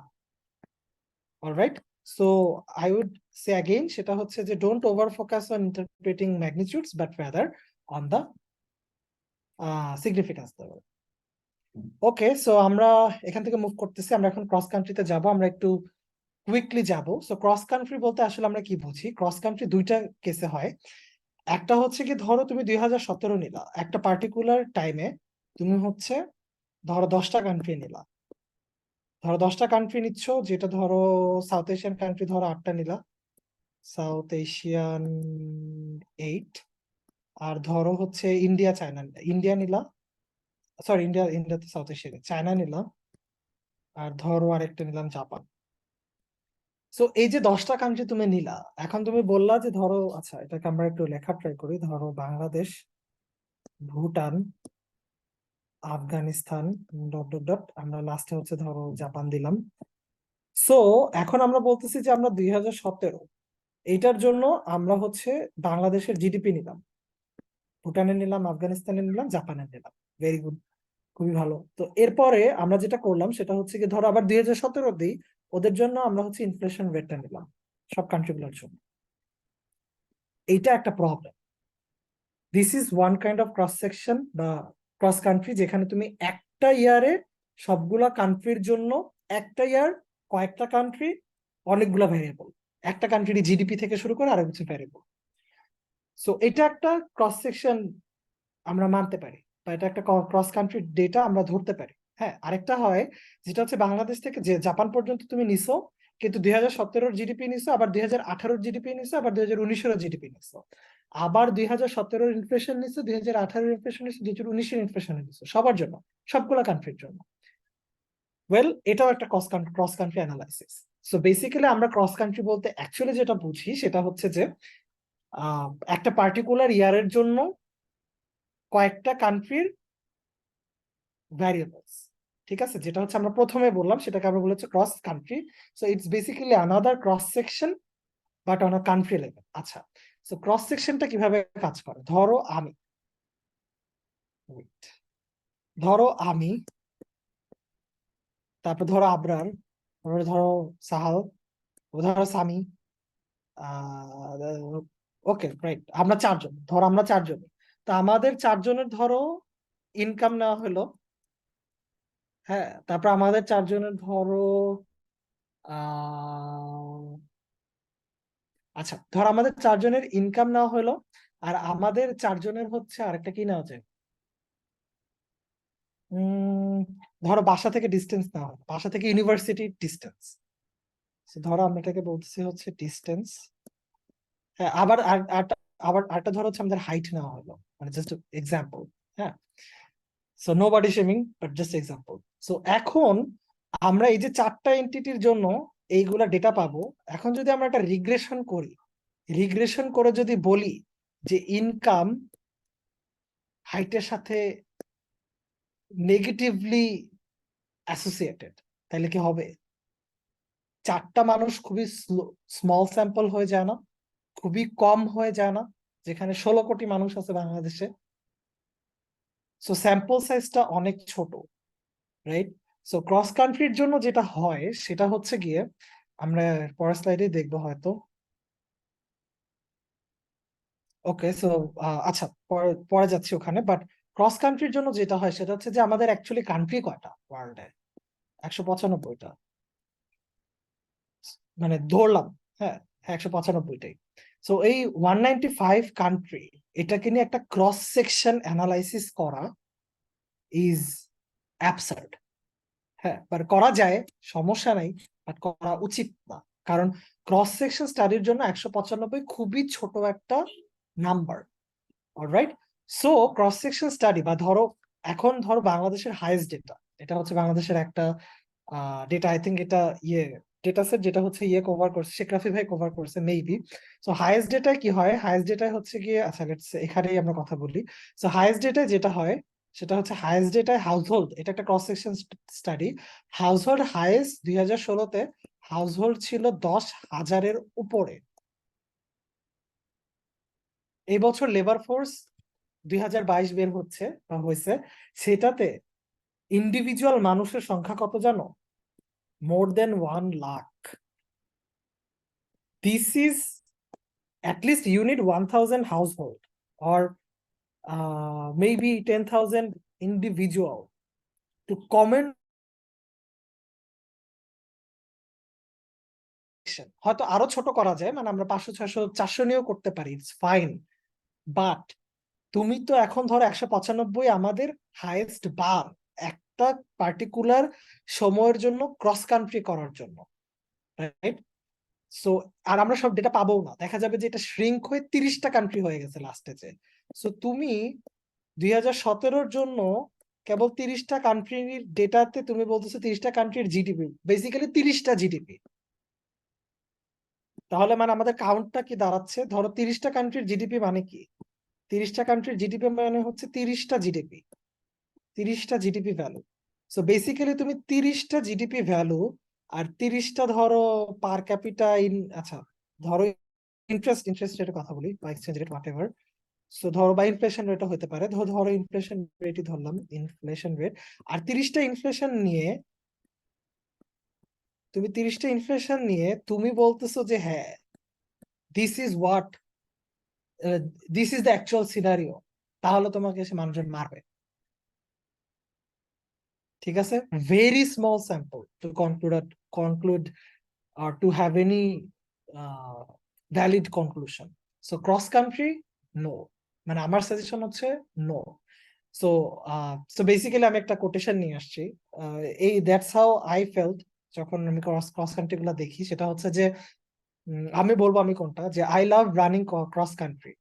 You come up a hill and see two deer going, what the hell is he doing on a track? I feel like a hamster. মানে উপর থেকে যারা দেখতেছে, মানে I feel like a hamster, you understand right? যে মানে এক হচ্ছে যে আই ওয়ান্ডার যে what the hell are you doing, and everyone wonders. তুমি যখন উপর উঠবা, তোমার সবাই ওয়ান্ডার করতেছে যে কি হচ্ছে। সো কেউ ক্রস কান্ট্রি করে না এখন। একটা পার্টিকুলার পয়েন্ট অফ টাইমের জন্য কেউ, এই সিঙ্গেল পয়েন্ট অফ টাইমের জন্য ক্রস কান্ট্রি করে না। সো তোমরা করবা কি করবা? ওয়েল, করতে পারো, সেটা কোনো সমস্যা না। বিকজ এখন নো, তোমাদেরকে যেটা দেখতে চাই ইন দ্য ইউনিভার্সিটি লেভেল, সেটা হচ্ছে গিয়ে যে মানে আন্ডারগ্রাড লেভেলে, যে তোমরা প্র্যাকটিসটা করতে পারতেছো নাকি, ডেটা নিয়ে খেলতে পারতেছো কিনা, এটা দেখে। হ্যাঁ, সো ক্রস কান্ট্রি ডেটা এমন না যে ইনভ্যালিড বা ইলজিক্যাল, তাও না, বাট এটা রিপ্রেজেন্টেটিভ না। কেন রিপ্রেজেন্টেটিভ না সেখানে আমরা যাব। ও বাই দ্য ওয়ে, এই ক্রস কান্ট্রি কিন্তু আসলে ক্রস কান্ট্রি অ্যানালাইসিস না, this is a cross country race, marathon race, because it's, and you can see এটা রবিন উইলিয়ামস বলছে। সো এটা আবার ভাইবো না যে সে খুব বড় মাপের কোন ইকোনমিস্ট এটা বলছে, আমার জাস্ট রিলেটেবল লাগছে and আমি ধরে নিয়ে আসছি। বাট এনিওয়ে, সো কেন হচ্ছে কি ক্রস কান্ট্রি নিয়ে কাজ করা যাবে না, বা আমরা সাজেস্ট করি না, বাট তোমার উচিত না ভাবা যেটা রিপ্রেজেন্টেটিভ খুব বেশি কিছু করে ফেলতেছো। বাট হ্যাঁ, যদি অ্যাসাইনমেন্ট সাবমিশন এগুলোর জন্য করতে চাও, ইটস ফাইন, বাট টেন্ডেন্সিটা বা মাইন্ডসেটটা থেকে বের হয়ে আসতে হবে। বিকজ আমরা যখন আমাদের মনোগ্রাফ বা করতে দেখছি অনেককে, তো তখন অনেকেই সাজেস্ট করতেছে যে তারা হচ্ছে ক্রস কান্ট্রি করবে একটা পার্টিকুলার টাইমের জন্য, and আমাদের টিচাররা খুব অবাক হয়ে গেছে যে, আর মানে এটা তো এখন তো ইট ডাজন্ট ওয়ার্ক, রাইট? আগে এটা কাজ করছে ভালো, বাট এটা এখন কাজ করতেছে না, বিকজ এখন তুমি বড় হয়ে গেছে, এখন you need more representative sample. So কেন কাজ করবে না? কারণ, আমার কথা কি শোনা যাচ্ছে? হ্যালো? জি ভাই। ওকে, রাইট। সো কেন করব না? Because there is like huge heterogeneity. এখন ধরো তুমি আজকে বাংলাদেশের ধরো গ্রাম থেকে একজনকে নিলা, আর তুমি গুলশান থেকে একজনকে ধরে নিয়ে আসলা। হ্যাঁ, তারপর ধরো তুমি একটা ধরো ময়মনসিংহ সদর থেকে আরেকজনকে ধরে নিয়ে আসলা, মানে তুমি বুঝতেছো এক একজনের ক্যারেক্টারিস্টিক্স এর ডিফারেন্সটা কি? Hugely heterogeneous. তুমি মানে, হ্যাঁ, আমরা হেটারোজেনিটি চাই, যেটার মধ্যে আমরা ভ্যারিয়েশন চাই, আর সেটার একটা লেভেল আছে, ঠিক আছে? সেটা ধরো এরকম অ্যাস্ট্রোনমিক্যাল ডিফারেন্সে কম্পেয়ার করা যাবে না, বিকজ অনেক কিছু চেঞ্জ হয়ে যাবে, বা অনেক কিছুকে ইগনোর করা হয়ে যাবে যদি হচ্ছে আমরা ওই অ্যাস্ট্রোনমিক্যাল ফিগারটাকে আমরা ধরতে না পারি, বা আমরা যদি ওইটাকে, ওই যে আমাদের মধ্যে যে ডিফারেন্সটা সেটা যদি খুবই বড় হয়। অলরাইট, তো করতে পারো ক্রস কান্ট্রি, মানা করতেছি না, যেহেতু আমরা ক্রস কান্ট্রি নিয়ে কথা বলতেছি, কয়েকটা জিনিস খেয়াল রাখতে হবে যদি একটা ভ্যালিড ক্রস কান্ট্রিও চাও। হ্যাঁ, সেটা হচ্ছে যে কান্ট্রি স্পেসিফিক ফ্যাক্টরস গুলাকে চিন্তা করতে হবে তোমার মডেলের সাথে রেলেভেন্ট। কান্ট্রি স্পেসিফিক কি কি ফ্যাক্টর আছে, ইউজুয়ালি আমরা কিছু জিনিস হচ্ছে কনভেনশন অনুযায়ী নেই, যেটার একটা হচ্ছে কি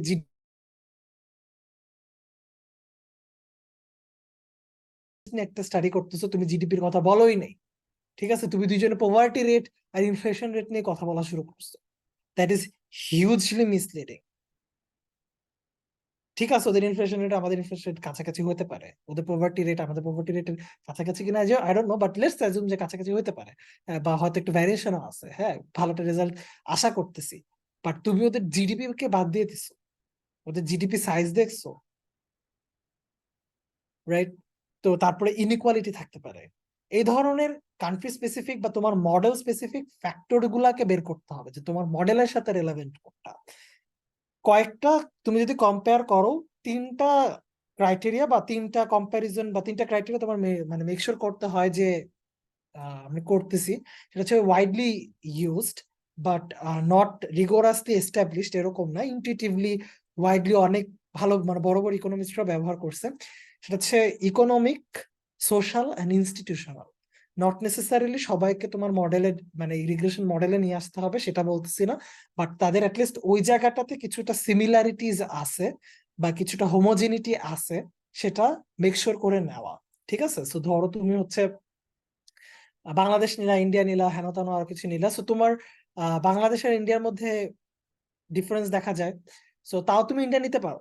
কেন? তুমি বলবা যে সাউথ এশিয়ান ডায়নামিক্সটা ডিফারেন্ট, সাউথ এশিয়ান সোশ্যাল ডায়নামিক্সটা সর্ট অফ কনসিস্টেন্ট। এই যে একটা জাস্টিফিকেশন দিয়ে ওদের ইকোনমিক ডিফারেন্সটা হিউজ, বাট স্টিল আমি ইন্ডিয়াকে নিতে পারতেছি, যে হ্যাঁ ওদের social dynamics is constant. So let's say যে ওদের মানে assuming their constant social dynamics, ওদের ইকোনমিক ডায়নামিক্সটা কিভাবে চেঞ্জ হয় সেটা দেখতে চাই, by holding some economic variable constant, বা ধরো ওদের পার ক্যাপিটা ইনকাম আর আমাদেরটা কাছাকাছি, সো জিডিপি লেভেলটা বড় ছোট হলেও কোনো সমস্যা না। এইভাবে জাস্টিফিকেশনটা তোমার আসতে পারে। র্যান্ডম কম্বোডিয়া, র্যান্ডম লিচুতে, সরি, লিচেনস্টাইন নিলা, হ্যাঁ র্যান্ডম স্পেন একটা নিলা, র্যান্ডম একটা ওই নিউজিল্যান্ডের সাথে এখন খেলা চলতেছে নাম ভুলে গেছে ওদেরকে নিলা, না হবে না। You have to justify it properly, ঠিক আছে? ওকে, তারপরে ডাটা কোয়ালিটি অ্যান্ড কম্পারেবিলিটি, এটা অবশ্যই মাথায় রাখতে হবে যে তোমার হচ্ছে ডাটা কোয়ালিটির মধ্যে বেসিক্যালি মেজারমেন্টটাই পড়ে, যে ইন্ডিয়া একভাবে মেজার করে, বাংলাদেশ একভাবে মেজার করে, সো মেজারমেন্ট কনসিস্টেন্সিটা আছে কিনা সেটা দেখে নিতে হবে। তারপরে হচ্ছে গিয়ে এন্ডোজেনিটি প্রবলেম থাকতে পারে, এটা যারা হচ্ছে ফোর্থ ইয়ারে পড়ছো, ফোর্থ ইয়ারে আসো তোমরা, অ্যাডভান্স ইকোনমেট্রিক্স নিছো তারা বুঝবা। সেটা হচ্ছে এন্ডোজেনিটি বলতে যেটা বেসিক্যালি বুঝায় সেটা হচ্ছে তুমি সিগনিফিকেন্ট একটা ফ্যাক্টরকে তুমি মডেল থেকে বের করে দিতে পারো।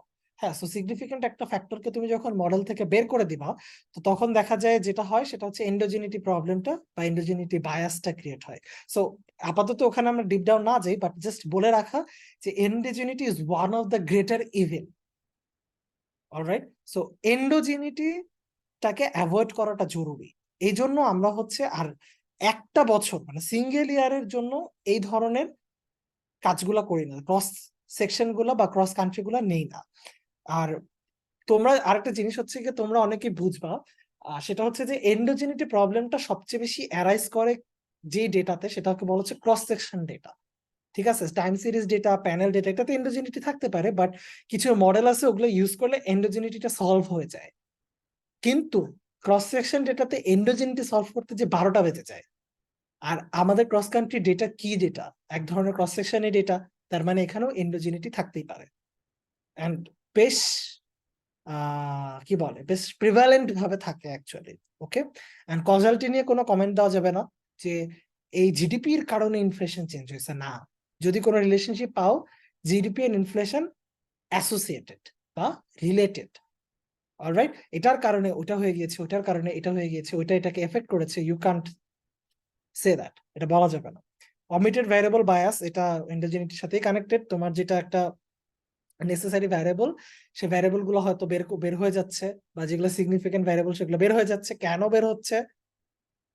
বিকজ হচ্ছে তুমি ধরো সব কান্ট্রির জন্য ডেটাই পাও না। এই যে ধরো আফগানিস্তান, তো আফগানিস্তান নিয়ে আমি যখন ইন্টারেস্ট রেটটা নিয়ে কাজ করতে গেছি, আফগানিস্তানের ওর ইন্টারেস্ট রেট নাই, বাদ হয়ে গেছে, ওই রিগ্রেশন মডেল থেকে ইন্টারেস্ট রেটটাই বাদ হয়ে গেছে। তো তাহলে এটা এখন আমার জন্য প্রবলেম, বুঝতে পারতেছি, কারণ ওইটা একটা সিগনিফিকেন্ট ভ্যারিয়েবল ছিল, ওটা যখন বাদ হয়ে যাচ্ছে তখন একটা সিগনিফিকেন্ট ভ্যারিয়েবল বাদ হয়ে গেছে, তাহলে ওই যে এন্ডোজেনিটি প্রবলেম আবার আসতে পারে এটা।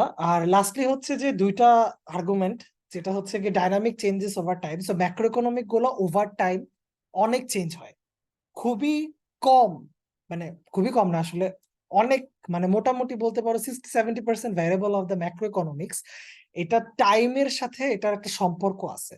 সো যখন তুমি একটা র্যান্ডম 2017 বা 2012 বা 2010 কে পিক করতেছো, করে বলতেছো যে আসো আমরা স্টাডি করি, তখন এটা আসলে সেন্স মেক করে না।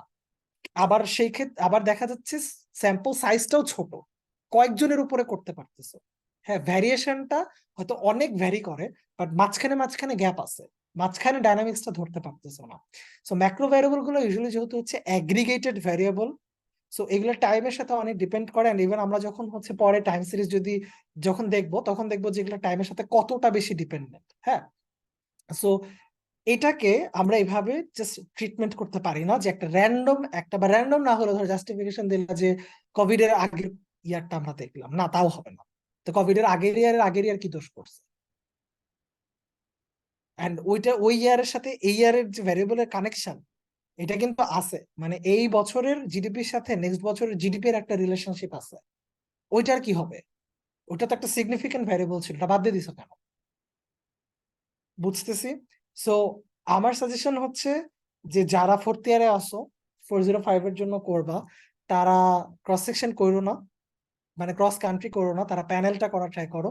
আর যারা থার্ড ইয়ারে আছো, তোমরা দেখতে পারো, তোমরা চিন্তা করতে পারো, ক্রস কান্ট্রিটা তোমাদের জন্য মেনে নিবে, ইভেন হাইয়েস্ট মার্কও পেয়ে যাবা হয়তো, যদি মার্কেট চিন্তাই করো আর কি। বাট অ্যাটিটিউডটা এরকম থাকে জানো, যে this is just the beginning, প্র্যাকটিসটা করা, হাতটা খোলার জন্য, যে কি সামনে আসতে পারে, কি সামনে করতে হতে পারে, রাইট? স্মল স্যাম্পল সাইজ নিয়ে আগেও কথা বলছি, যে ম্যাক্সিমাম কান্ট্রি আছে 195, তো সেখানে তো আমার কিছু করার নেই। অলরাইট, তো এখন আমরা যেটা দেখবো, আমরা হচ্ছে এখন প্যানেল ডেটাতে চলে যাব। সো প্যানেল ডেটা কি? প্যানেল ডেটা হচ্ছে আমরা ধরো মোর দেন ওয়ান ক্রস সেকশন এন্টিটিকে আমরা যদি ওভার টাইম ট্র্যাক করি। সো ধরো আমরা আগে যে এক্সাম্পলটা নিয়ে কথা বলতেছিলাম, রাফি ভাই হয়তো প্যানেল ডেটা কি সেটা নিয়ে কিছু কথা বলছে। সো আমি আমি তাও একটু জাস্ট হালকা একটু ব্রিফ দিয়ে যাচ্ছি। সামি, আবরার আর সাহাল। অলরাইট, সো এখানে ধরো হচ্ছে কি আমাদের 2017-র জন্য জিডিপি নিছে। সো জিডিপিটা ধরো আমাদের ইনকাম নিছে 2017। আবার আমাদের 2018-র জন্যও ইনকাম নিছে। তারপরে ধরো আমাদের 2017-র বাসা থেকে ডিস্টেন্স নিছে, 2018-র বাসা থেকে ডিস্টেন্স নিছে। এই যে একটা এন্টিটিকে ওভার টাইম, একটা ভ্যারিয়েবলের জন্য ওভার টাইম ট্র্যাক করতেছি, এটাকে বলা হচ্ছে টাইম সিরিজ। একটা এন্টিটিকে যখন ধরো আমাকে আমার ইনকাম ওভার টাইম ট্র্যাক করতেছো, মাই income is a time series variable. ধরো তারপরে আমার বাসা থেকে ইউনিভার্সিটি ডিস্টেন্সকে ওভার টাইম ক্যালকুলেট করতেছো বা ট্র্যাক করতেছো, এটা হচ্ছে টাইম সিরিজ ভ্যারিয়েবল। কিন্তু যখন তুমি আমার সাথে জাস্ট সামিকে অ্যাড করে দিবা, যে ইনান আমারটাও দেখবা, সামিরটাও দেখবা, বা ধরো আবরারটাও দেখবা সাথে, আচ্ছা যে কোনো একজনকে বাড়ালাম, ধরো আবরারেরটাই দেখবা খালি, তাহলে এটা প্যানেল হয়ে যাবে। ডিফারেন্সটা ক্লিয়ার? সো একটা মানুষের জন্য এটাকে আমরা বলছি ক্রস সেকশন আইডেন্টিটি, একজন ইন্ডিভিজুয়াল। তারপর যে ধরো ক্রস কান্ট্রি যখন ছিল তখন কি বাংলাদেশ একটা country. So cross section entity, বুঝতে পারতেছি ক্রস সেকশন এন্টিটিটা কি? সো ক্রস সেকশন আইডি, এটা হচ্ছে বাংলাদেশ একটা। ওকে, সো এখন জাস্ট ওভার টাইম একটা ভ্যারিয়েবলকে যদি তুমি একটা ক্রস সেকশন আইডেন্টিটির জন্য ট্র্যাক করো, সেটা হচ্ছে টাইম সিরিজ। যদি মাল্টিপল ক্রস সেকশন আইডির জন্য ট্র্যাক করো, সেটা হয়ে যাবে প্যানেল। ঠিক আছে? সো প্যানেল ডেটা মোটামুটি অ্যানালাইসিস করা ইজি। হ্যাঁ, মোটামুটি একটা সিস্টেম ফলো করলে ভালো একটা রেজাল্ট পাওয়া যায়, যেটা দিয়ে অনেক জায়গায় চালাইতে পারবা, কথা বলে আসতে পারবা। বাট স্টিল প্যানেল হচ্ছে অ্যাকচুয়ালি সবচেয়ে কঠিনটা। হ্যাঁ, সো এটারই সহজ, যেটা সহজ যে ভার্সনটা সেটাই অনেক মানুষজন ওইটাকেও অনেকটা সাউন্ড ধরে। বাট স্টিল ওইটা এখন আস্তে আস্তে গার্বেজের পর্যায়ে পৌঁছায় যাচ্ছে, আমার কথা না সেটা, but still it's very sound. So প্যারা নাই, অনেকে গার্বেজ বলবে, প্যারা নিও না সেটা নিয়ে। অলরাইট, সো আমরা জাস্ট দেখি। সো বেসিক্যালি আমরা প্যানেলটা একটু প্র্যাকটিক্যালি দেখবো। ওকে, সো প্র্যাকটিক্যালি দেখবো বলতে আমরা এখনই দেখবো, একটু পর আমরা সফটওয়্যার ওপেন করে বসে আছি। সো প্যানেলে আমি আর ঢুকবো না, ওইভাবে থিওরিটিক্যাল জিনিসপত্র আলাপ আলোচনা করবো না। সো বেসিক্যালি বুঝতে পারতেছো যারা সাউথ এশিয়ান কান্ট্রি নিয়ে কাজ করার চেষ্টা করতেছো বা করবা, ধরো আমরা হচ্ছে সরি, বাংলাদেশ, ইন্ডিয়া, নেপাল। আচ্ছা নেপাল, ওদের ধরো এখানে ইয়ার দিলাম, ধরো 2018। আচ্ছা তাও আর একটু ভালো করে দিই। ধরো বাংলাদেশ, ইন্ডিয়া, নেপাল। সো এখানে আমরা যেটা করতেছি, ধরো এখানে হচ্ছে আরেকটা Bangladesh, India, India, Nepal, Nepal. Basically এখানে ইয়ার দিলাম 2017, 2018, 2017, 2018, 2017, 2018। ওকে, এখন হচ্ছে ধরো এখানে জিডিপি নিলাম। সো বাংলাদেশের 2017 সালে জিডিপি, বাংলাদেশের 2018 সালে জিডিপি, ইন্ডিয়ার 2017-তে জিডিপি, ইন্ডিয়ার 2018-তে GDP, Nepal, so on so on so on. So GDP নিলাম একটা, ধরো ইনফ্লেশন রেট নিলাম আরেকটা। বাংলাদেশেরটা 2017-তে, বাংলাদেশেরটা 2018-তে, ইন্ডিয়ারটা 2017-তে, ইন্ডিয়ারটা 2018-তে। সো এরকম নেপালেরটাও নিলাম, এরকম আরো যতগুলো ভ্যারিয়েবল নেবে। So that's how a panel data set looks like. মোটামুটি ক্লিয়ার কি বলতে চাচ্ছি? এন্ড যদি এখান থেকে আমরা ইন্ডিয়া আর নেপালকে সরায় দিয়ে শুধু বাংলাদেশকে রাখি, তাহলে কি ক্রস সেকশন আইডেন্টিটি একটা বাংলাদেশেরই ওভার টাইম জিডিপি আর ইনফ্লেশনকে ট্র্যাক করা হইতেছে। এইটা হচ্ছে বাংলাদেশ এখানে is a being time series data, মানে জিডিপিও একটা টাইম সিরিজ ডেটা, ইনফ্লেশনও তখন একটা টাইম সিরিজ ডেটা। এখন আমরা যেটা করব সেটা হচ্ছে কান্ট্রি সিলেকশন গুলো অফকোর্স হচ্ছে তুমি কিভাবে করবা সেটা তোমার স্টাডির উপর ডিপেন্ড করতেছে। সো যদি সাউথ এশিয়ান স্টাডির কথা চিন্তা করো তাহলে তো হচ্ছে ওই সাউথ এশিয়ান কান্ট্রি গুলাই নিবা। আর যদি বলো যে না G20 নিব, G70 নিব, হোয়াট এভার নিতে পারো, কোনো সমস্যা নেই, সেটা জাস্টিফিকেশন তোমার কাছে। আমরা বেসিক্যালি তিনটা মডেলের ভেতর প্যানেলটা করে থাকি। একটা হচ্ছে pooled ordinary least, sorry, pooled ordinary least square বা pooled OLS regression, fixed effect panel, random effect panel. আমরা যাব কোনটা কখন ইউজ করব আমরা জাস্ট এটা একটু ব্রিফলি দেখে আমরা হচ্ছে ইভিউজে চলে যাব। So which model to use, দেখো পুলড ওএলএস যেটা, সেখানে হচ্ছে যে নো ইন্ডিভিজুয়াল স্পেসিফিক এফেক্ট। এটা দিয়ে বেসিক্যালি যেটা বোঝানো হচ্ছে সেটা হচ্ছে বাংলাদেশ আর ইন্ডিয়ার মধ্যে আসলে কোনো পার্থক্য নেই, বা আমরা ধরে নিচ্ছি যে কোনো পার্থক্য নেই। বাংলাদেশ আর নেপালের মধ্যে কোনো পার্থক্য, মানে স্পেসিফিক কোনো পার্থক্য নাই। যদি এরকম তুমি ধরে নিয়ে আগাইতে চাও, ইন দ্যাট কেস তোমার ডেটা সেট হচ্ছে একটা, তুমি পুলড ওএলএস মডেলটা নিতে পারো, করতে পারো। হ্যাঁ, এবার হচ্ছে ফিক্সড এফেক্ট বা র্যান্ডম এফেক্ট, এখানে বাকিগুলা আছে। সো এখানে বেসিক্যালি আছে, ধরো আমরা আগের একটা ডেটা সেট হচ্ছে দেখতেছিলাম, ধরো আমরা এখানে দেখতেছিলাম বাংলাদেশ বাংলাদেশ, ইন্ডিয়া ইন্ডিয়া, নেপাল নেপাল।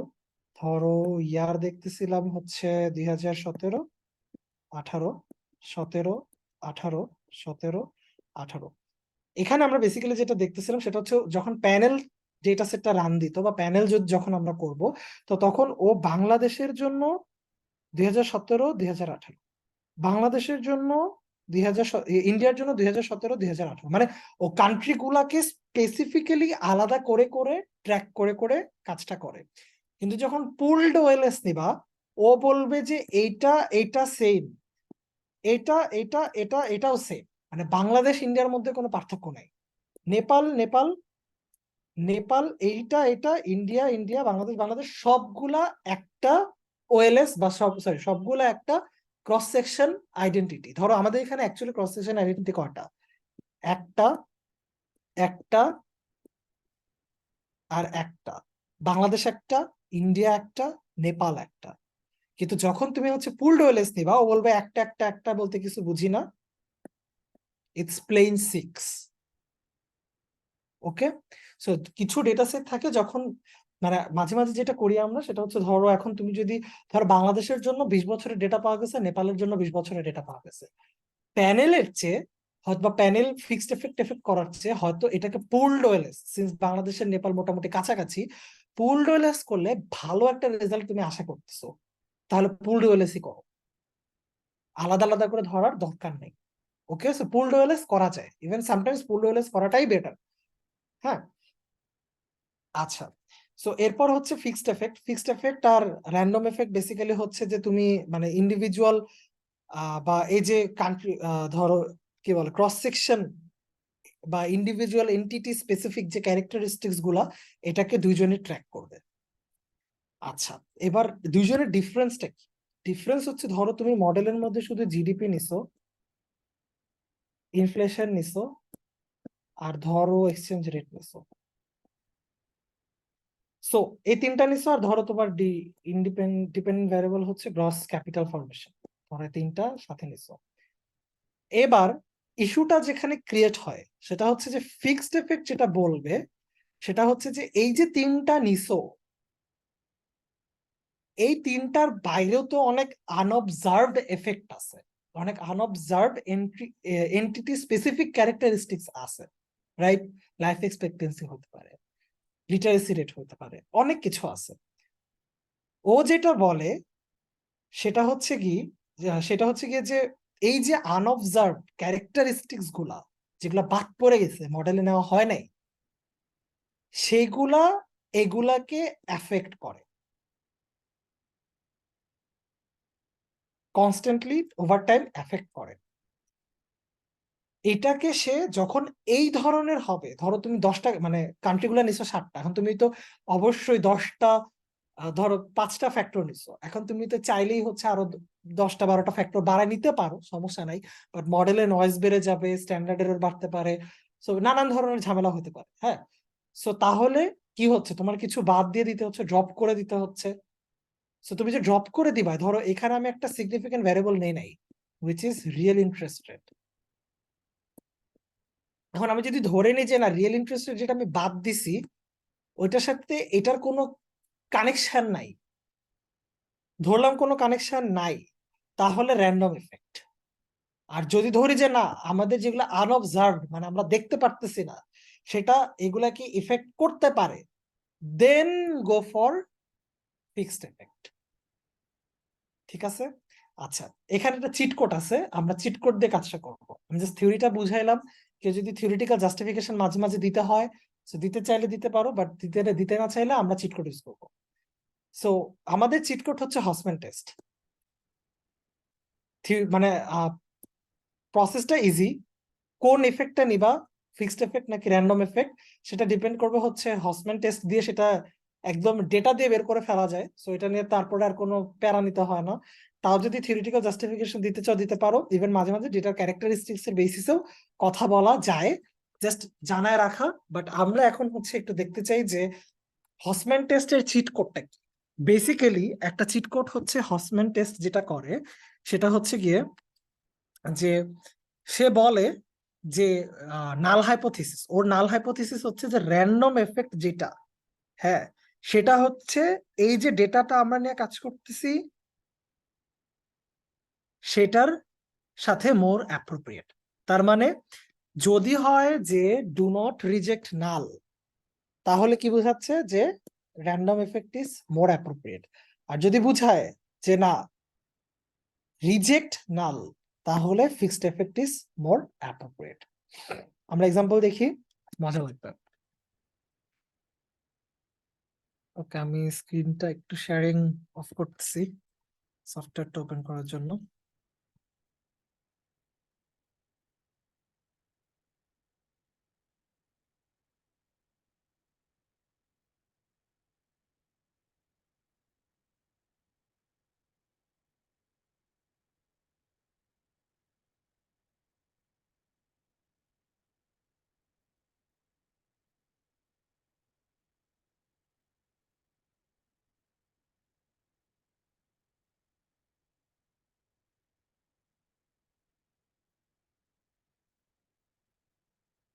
আমার স্ক্রিন কি দেখা যাচ্ছে? না ভাইয়া। অলরাইট। সিন্স আমাদের কাছে বেশি সময় নাই আর, তো আমরা হয়তো টাইম সিরিজ নিয়ে যে স্টেপ গুলো বলে যাব, তাহলে টাইম সিরিজে আজকে হয়তো ধরা হবে না, বাট হোপফুলি সামনে একদিন টাইম সিরিজ দেখানো যাবে। ওকে, স্ক্রিন দেখা যাচ্ছে না বললো, তাহলে আমরা স্ক্রিন বাট প্যানেলটা দেখে রেখে, আমরা panel is easier, so let's to the panel. So এটা হচ্ছে আমার ইভিউজ, আমাদের ডিপার্টমেন্ট ইভিউজ 7 পাওয়া যায়, আর এখন ইভিউজ 15 চলতেছে বা 12-13 চলতেছে, so it's old. Anyway, so আমরা দেখি ইভিউজ দিয়ে কি করা যায়। সো ফার্স্টে ইভিউজ খুললাম, ফাইল, এবার হচ্ছে গিয়ে নিউ,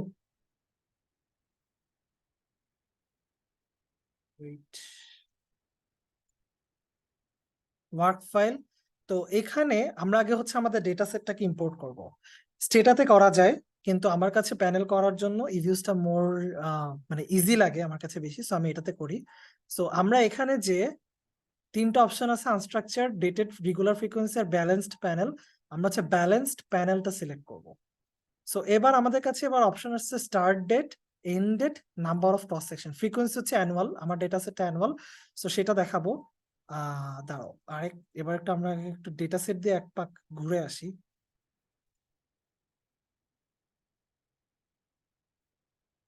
সো আমরা আগে একটু ডেটা সেটটাও দেখি আগে।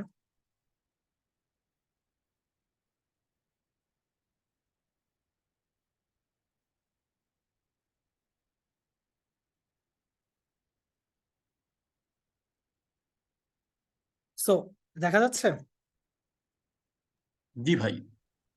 ওকে, সো ডেটা সেট এখানে দেখা যাচ্ছে, দেখো ডেটা সেটকে কি ফরম্যাটে থাকতে হবে এটা আগে দেখাচ্ছি। সেটা হচ্ছে যে এটা হচ্ছে আমার কান্ট্রি কোড, এটা বেসিক্যালি বাংলাদেশ ইন্ডিয়া, মানে বাংলাদেশ হচ্ছে ফর ওয়ান। আচ্ছা, আরো ব্রেকডাউন হচ্ছে যেটা, সো আফগানিস্তান থেকে শুরু হয়েছে অ্যালফাবেটিক্যালি করা, আফগানিস্তান, বাংলাদেশ, ভুটান। সো আফগানিস্তানকে আমি ওয়ান বানাই দিছি because it's easy to handle cross section ID হিসেবে। বাংলাদেশ টু হয়ে গেছে, ভুটান থ্রি হয়ে গেছে, এভাবে। সো এরকম সাজানো আছে এই সেকশনটা। এরপর হচ্ছে টাইমটা ধরা হয়েছে, দেখো টাইম হচ্ছে 2010 থেকে 2019 পর্যন্ত, 2010 থেকে 2019 পর্যন্ত, 2010 থেকে 2019 পর্যন্ত। আচ্ছা, এবার ভ্যারিয়েবল না হয়েছে inflation rate, exchange rate, gross capital formation, GDP, nominal interest rate, real interest rate. দেখো প্রথমে যে বলে আসছি যে আমরা কম্পেয়ার করব রেট ভার্সেস রেট, এখন আমরা কি করতেছি, রেট ভার্সেস লেভেল করতেছি না, রাইট? তার মানে এখানে একটা গ্যাঞ্জাম লাগতে পারে। ওয়েল, আমরা এটা দেখবো যে গ্যাঞ্জামটা কি আদৌ লাগে কি লাগে না। হ্যাঁ, সো আমাদের কাছে তাহলে দুইটা ভ্যারিয়েবল ইন লেভেল আছে, আর বাকিগুলো ভ্যারিয়েবল ইন রেটে আছে। সো এখন আমরা ডেটাকে এভাবে করা। সো এটাকে আমরা বলে হচ্ছে ক্রস সেকশন আইডি, এটাকে আমরা বলে হচ্ছে টাইম পিরিয়ড বা টাইম আইডি। হ্যাঁ, সো ওকে, আমরা আবার আমাদের সফটওয়্যারে ফেরত যাই।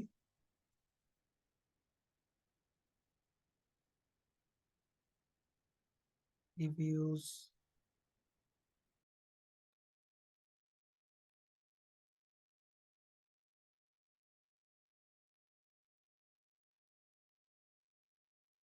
Alright. So balanced panel, frequency হচ্ছে অ্যানুয়াল। আচ্ছা ওয়েট, স্টার্ট ডেট, আমরা স্টার্ট ডেট কত দেখে আসছিলাম কারো মনে আছে? 2010। আর এন্ড ডেট আমরা দেখছিলাম হচ্ছে 2019। আর নাম্বার অফ অবজারভেশন কত হবে তাহলে? 2010 থেকে 2019 মানে হচ্ছে 10 বছর আর 8টা কান্ট্রির জন্য, তাহলে 80 number of, sorry cross section চাইছে হুইচ ইজ 8, অবজারভেশন না, ক্রস সেকশন চাইছে হুইচ ইজ 8, মানে 8টা ক্রস সেকশন, 8টা দেশ, আর সবার জন্য 10 বছর করে। ওকে, গো। ওকে, এখন দেখো তাহলে আমাদের ইনিশিয়াল হিসাবে অবজারভেশন কয়টা হওয়ার কথা?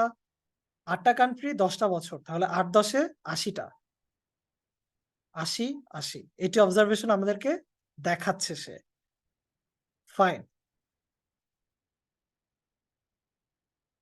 এবার আমরা আবার ফাইলে গেলাম, ইম্পোর্ট ফ্রম ফাইল, লেটস, যে ক্যাপিটাল সাউথ এশিয়া।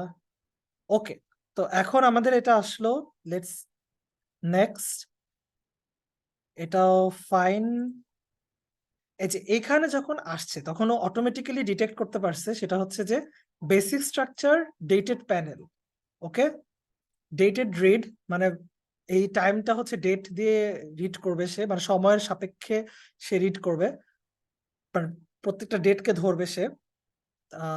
এরপর মানে এটা দিয়ে বেসিক্যালি বোঝা হচ্ছে, ধরো 2010-কে সে একটা ডেট হিসেবে বা একটা টাইমের একটা পয়েন্ট হিসেবে কনসিডার করবে। ক্রস সেকশন আইডি, এটাকে আমরা বলতেছি সিসি, আর ডেটা সিরিজ এটাকে আমরা, ডেট সিরিজ এটাকে আমরা বলতেছি টি। এবার দেখো এইটাকে যখন আমরা রান দিব তখন দেখো পাশে কিরকম হবে দেখাচ্ছে, 1 10-এর জন্য, 1 11-র জন্য, 1 12-র জন্য, 1 13-র জন্য। দেখছো ওরা নিজে থেকে একটা combined identifier series, panel identifier series বের করে নিচ্ছে। এই যে দেখো ইন্ডিয়ারটা 2 10, 2 11, 2 12 হয়ে গেছে। So it seems okay, so let's finish, we are done.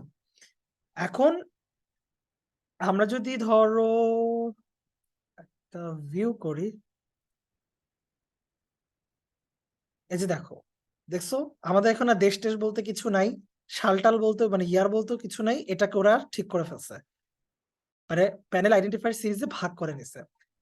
এখন এখন আমরা যেটা করতে পারি, হ্যাঁ, তো প্রথমত আমরা কি বলছি, আমরা বলছি হচ্ছে আমরা কি টেস্ট করব বা আমরা কোন মডেলটা ইউজ করব সেটা কিভাবে বুঝবো। ওয়েল, আমি বলবো হচ্ছে ধরো আচ্ছা, পুলড করবা নাকি ফিক্সড এফেক্ট র্যান্ডম এফেক্টে যাবা সেটার জন্য একটা টেস্ট আছে, এটাকে বলা হচ্ছে ওয়ার্ল্ড টেস্ট। ওয়ার্ল্ড টেস্টটা কম্পারেটিভলি একটু কমপ্লিকেটেড, এই জন্য আমি এটা এখানে স্কিপ করতেছি, বাট যাদের দেখার ইচ্ছা আছে একটু দেখে নিতে পারো, কোনো সমস্যা নাই। কয়েকটা ডামি ভ্যারিয়েবল দিয়ে ডামিটাকে ওয়ার্ল্ড দিয়ে টেস্ট করে দেখতে হয় যে ডামিটা সিগনিফিকেন্ট নাকি না, এন্ড বেসড অন দ্যাট তুমি ডিসাইড করতে পারবা যে তুমি পুলডে থাকবা নাকি ফিক্সড এফেক্ট র্যান্ডম এফেক্টে আসবা। সো প্রথমে ওয়ার্ল্ড করতে পারো, এরপরে ফিক্সড এফেক্ট করবা নাকি র্যান্ডম এফেক্ট করবা সেটা যেভাবে করতে হয়, বা তুমি যদি ওভাবে পুলড করোই নাই, তুমি পুলডের কথা পেপারে উল্লেখ করো নাই, তাও সমস্যা নাই, এটা একসেপ্টেবল। কিন্তু তুমি ফিক্সড এফেক্ট আর র্যান্ডম এফেক্টের মধ্যে কোনটা নিচ্ছ, এটাকে তোমার পেপারে জাস্টিফাই করে আসতে হবে। ওকে, পুলডেরটা জাস্টিফাই করতে হবে, ইনটিউটিভলি জাস্টিফাই করলেও হয়। আমি অনেকগুলো পেপারেই দেখছি যে হয়, আমি নিজেও করছি, কেউ অবজেকশন দেয় নাই, অন্য জায়গায় অবজেকশন দিছে, বাট এখানে কোনো অবজেকশন আসে নাই। সো কিন্তু এই যে ফিক্সড আর র্যান্ডম এফেক্টের মধ্যে যারা করে নাই ওদেরকে আবার ঠিকই ধরছে। সো আমরা যাব হচ্ছে কুইক, এরপর হচ্ছে এস্টিমেট ইকুয়েশন আসছে। এখন এখানে দুই ভাবে করা যায়, সেটা হচ্ছে ডিপেন্ডেন্ট ভ্যারিয়েবলটাকে ফার্স্টে লিখবা, ডিপেন্ডেন্ট ভ্যারিয়েবলটাকে লিখে সেটার একটা এই যে এই ধরনের ইকুয়েশন আকারে লিখতে পারো, এটা একটা পসিবিলিটি। আরেকটা যেটা সেটা হচ্ছে just পর পর লিখে যাওয়া। সো ধরো আমার ডিপেন্ডেন্ট ভ্যারিয়েবল হচ্ছে গ্রস ক্যাপিটাল ফরমেশন, হ্যাঁ, আমার ইন্ডিপেন্ডেন্ট ভ্যারিয়েবল হচ্ছে, ধরো আমি ফার্স্ট একটা কনস্ট্যান্ট নিলাম যেটাকে আমি বললাম হচ্ছে সি, তারপরে হচ্ছে বললাম জিডিপি, তারপরে বললাম ইনফ্লেশন রেট, তারপর বললাম এক্সচেঞ্জ রেট, তারপর বললাম রিয়েল ইন্টারেস্ট রেট। সো চারটাকে নিছি, ফাইন। তুমি মেথডে যে এখানে সিলেক্ট করতে পারবা যে 2SLS মানে টি টু স্টেজ লিস্ট করে, হ্যাঁ 2SLS করবা নাকি জেনারেলাইজড মেথডস অফ মুভমেন্ট করবা, মানে ডাইনামিক প্যানেল করবা, নাকি তুমি লিমিটেড ইনফরমেশন ম্যাক্সিমাম মেথডে তুমি হচ্ছে এটাকে এস্টিমেট করতে চাও, নাকি অর্ডার চয়েসে চাও, এগুলো করতে পারবা। এবার এগুলা সবই খুবই একটু আর একটু বড় হও তারপরে, হ্যাঁ। সো আপাতত লিস্ট স্কোয়ারটা is more than enough. So then panel option যাবো আমরা। এবার এখানে বলছে ইফেক্ট স্পেসিফিকেশন, ক্রস সেকশনটা দেখো, এখানে দুইটা অপশন আছে, পিরিয়ডকে ফিক্সড র্যান্ডম দেওয়া যায়, আবার ক্রস সেকশনকেও ফিক্সড র্যান্ডম দেওয়া যায়। ওই যে আমরা পড়ছিলাম ক্রস, দেখছি যে ক্রস সেকশন আইডিয়া আছে আর পিরিয়ডের জন্য আইডিয়া আছে। তো তাহলে আমরা কি দেখব এখন, কোনটাকে চেঞ্জ করতে হবে, ক্রস সেকশনকে। সো ধরো আমরা আমাদের এস্টিমেশনের জন্য আমরা করবো হচ্ছে হসম্যান টেস্ট। হসম্যান টেস্ট করার জন্য সবসময় আমরা যেটা করি সেটা হচ্ছে র্যান্ডম এফেক্টটাকে প্রায়োরিটাইজ করি। So random effect, cross section, random দিয়ে ফেলছি, স্পেসিফিকেশন এটা। এবার হচ্ছে ওকে, আমার রিগ্রেশন রেজাল্ট প্রথমটা চলে আসছে, দেখা যাইতেছে। দেখো একটু বড় করি, দেখি কোনো সুবিধা হয় কিনা।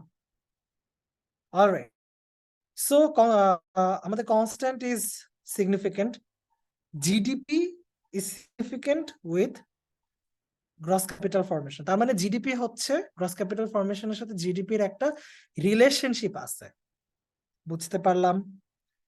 কিন্তু প্রবলেমটা কই হচ্ছে দেখো, ইনফ্লেশন রেটের সাথে গ্রস ক্যাপিটাল ফরমেশনের ইনসিগনিফিকেন্ট রিলেশনশিপ, এক্সচেঞ্জ রেটের সাথে ইনসিগনিফিকেন্ট রিলেশনশিপ, রিয়েল ইন্টারেস্ট রেটের সাথে ইনসিগনিফিকেন্ট রিলেশনশিপ। কেন? আমি বলছিলাম যে যখন আমরা ম্যাক্রো ডেটা হ্যান্ডেল করি, দুই পাশে কনসিস্টেন্ট থাকা লাগে। কনসিস্টেন্ট ছিল কারা কারা, ডিপেন্ডেন্টে ছিল লেভেল, ইন্ডিপেন্ডেন্টের যে লেভেল ছিল ওই সিগনিফিকেন্ট হয়েছে। এখন ভালো চান্স আছে যে জিডিপি গ্রোথ রেটও যদি আমরা নেই এটাও ইনসিগনিফিকেন্ট হয়ে যাবে।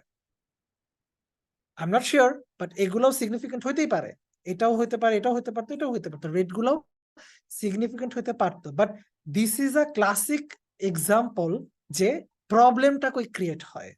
আমরা যদি এটাকে দেখতে চাই, দেখো আচ্ছা, নট দিস, লেটস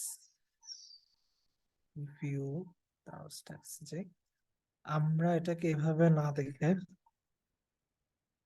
ইনফ্লেশন টেস্টের জন্য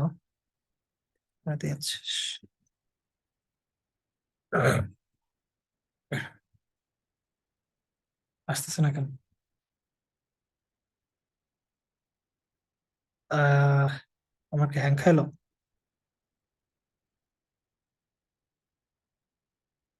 ওকে, it's not working, I don't know Y.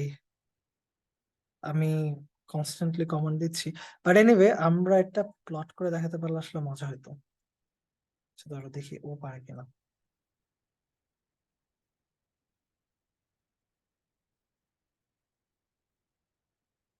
ওরে ভাই, ও মাই গড, দেখো, so look at the distribution. এটা হচ্ছে জিডিপি, কিভাবে উঠছে দেখতে পারতেছো? এটা হচ্ছে গ্রস ক্যাপিটাল ফরমেশন, কিভাবে আছে দেখতেছো? আর এই যে রেট গুলা দেখো, এক্সচেঞ্জ রেট ওভার টাইম হালকা বাড়তেছে, আর ইনফ্লেশন রেট আর রিয়েল ইন্টারেস্ট রেট যেটা, তারা মোটামুটি মিশে আছে বলতে এটা তো অনেক বড়, এখানে তো বিলিয়ন দেখাচ্ছে, বিলিয়নের এগেনস্টে তুমি যখন পার্সেন্টেজ নিবা, মানে 1% 2%, সেটাও তো আসলে দেখা যেতেছে না। সো বুঝতেছো, এটা মানে একদম জিরোর কাছাকাছি, বা জিরোর কাছাকাছি না, এই 3000-এর সাথে জিরোকে এত ছোট জায়গায় প্লট করলে এরকমই আসবে, বাট রিলেশনশিপটা আসলেই নাই। তার মানে এখানে আমার আসলে গ্রোথ রেট নেওয়াটা উচিত ছিল, যেটা আমরা নেই নাই। অলরাইট, সো এটা ফার্স্ট। এখন আমরা এখানে র্যান্ডম এফেক্ট একটা করে দিছি, হ্যাঁ, র্যান্ডম এফেক্ট কি ঠিক আছে? এবার আমরা সেটা দেখবো। তো র্যান্ডম এফেক্ট ঠিক আছে কিনা দেখার জন্য আমরা যেটা করব, আমরা হচ্ছে ভিউয়ে যাব, এরপর লেখা আছে কোএফিসিয়েন্ট ডায়াগনস্টিক, যেখানে ওয়ার্ল্ডেরটাও আছে। হ্যাঁ, সো এটা না, আমরা ফিক্সড র্যান্ডম এফেক্টস টেস্টিং নামিয়ে, এটা যে ফিক্সড নাকি র্যান্ডম টেস্ট করবে সে, কোরিলেটেড র্যান্ডম এফেক্টস হসম্যান টেস্ট করলাম। সো হসম্যান টেস্ট চলে আসছে। দেখো হসম্যান টেস্টের নাল কি ছিল? Random, sorry, random effect, right? Probability 0.005 থেকে ছোট, তার মানে রিজেক্ট নাল, তার মানে র্যান্ডম এফেক্ট কে রিজেক্ট করা হচ্ছে। So we can't use random effect here, we have to use fixed effect. And এটা আরো সুন্দর হিন্ট হচ্ছে যে এখানে দিয়ে দিছে cross section fixed dummy variables বলে দিছে। যদি র্যান্ডম হতো এখানে বলতো cross section random dummy variables. সেটার সাথে এখন যদি দেখো, এখানে ফিক্সড এন্ড র্যান্ডম এর মধ্যে পার্থক্য দেখাইছে। দেখো এই যে এটা হচ্ছে ফিক্সড এর কোএফিসিয়েন্ট গুলা, এন্ড এখানে কোএফিসিয়েন্ট দেখাচ্ছে কোনগুলা, এই যে দেখো এখানেও ফিক্সড, যে এইটা থেকে শুরু ফিক্সড এর গুলা দেখাচ্ছে। সো এটা নানা ভাবে তুমি বুঝতে পারবা যে এটা ফিক্সড এফেক্ট এর কথাই বলতেছে। সো তার মানে this is not the actual model we should aim for. Then what should we have, but what we should have aimed for? We should have aimed for fixed effect. Estimate equation, again আচ্ছা দাঁড়াও, ঝামেলা না করে হয় না, হ্যাঁ হবে। Panel fix, random থেকে ফিক্সড করে দিলাম, ওকে গো। এবার ডেটা কি কোনো চেঞ্জ আসছে? কোএফিসিয়েন্টের কোনো চেঞ্জ হয় নাই, যেটা সিগনিফিকেন্ট ছিল সেটাই সিগনিফিকেন্ট আছে, এগুলার ম্যাগনিটিউড চেঞ্জ হয়েছে, বাট এগুলা স্টিল ইনসিগনিফিকেন্ট রয়ে গেছে। সো জাস্ট ম্যাগনিটিউডটা চেঞ্জ হয়েছে। বাট জিনিসটা কত ফ্যান্টাস্টিক হতো যদি আমি জাস্ট এইটার রেট আর এইটার রেটটা নিতাম। কেন? দেখো, অ্যাডজাস্টেড আর স্কয়ার বা মডেলে কত পার্সেন্ট ডেটা ফিট করছে? 99.8% ডেটা ফিট করছে। আর দেখো আমরা একটা কাজ করছিলাম, ক্রস সেকশন আমরা কিন্তু 80টা অবজারভেশন নিছি, তো ও 70টা নিছে কেন? কারণ ওপেন গ্রুপ এই আসছে এতক্ষণে, এই যে দেখো, gross capital formation for Afghanistan is missing. এই জন্য ও লিটারালি ওই 10টা, মানে এই আফগানিস্তানকে পুরা ড্রপ করে দিছে, যে আফগানিস্তান পুরা বাইরে ড্রপ করে ও অ্যানালাইসিসটা করে ফেলছে।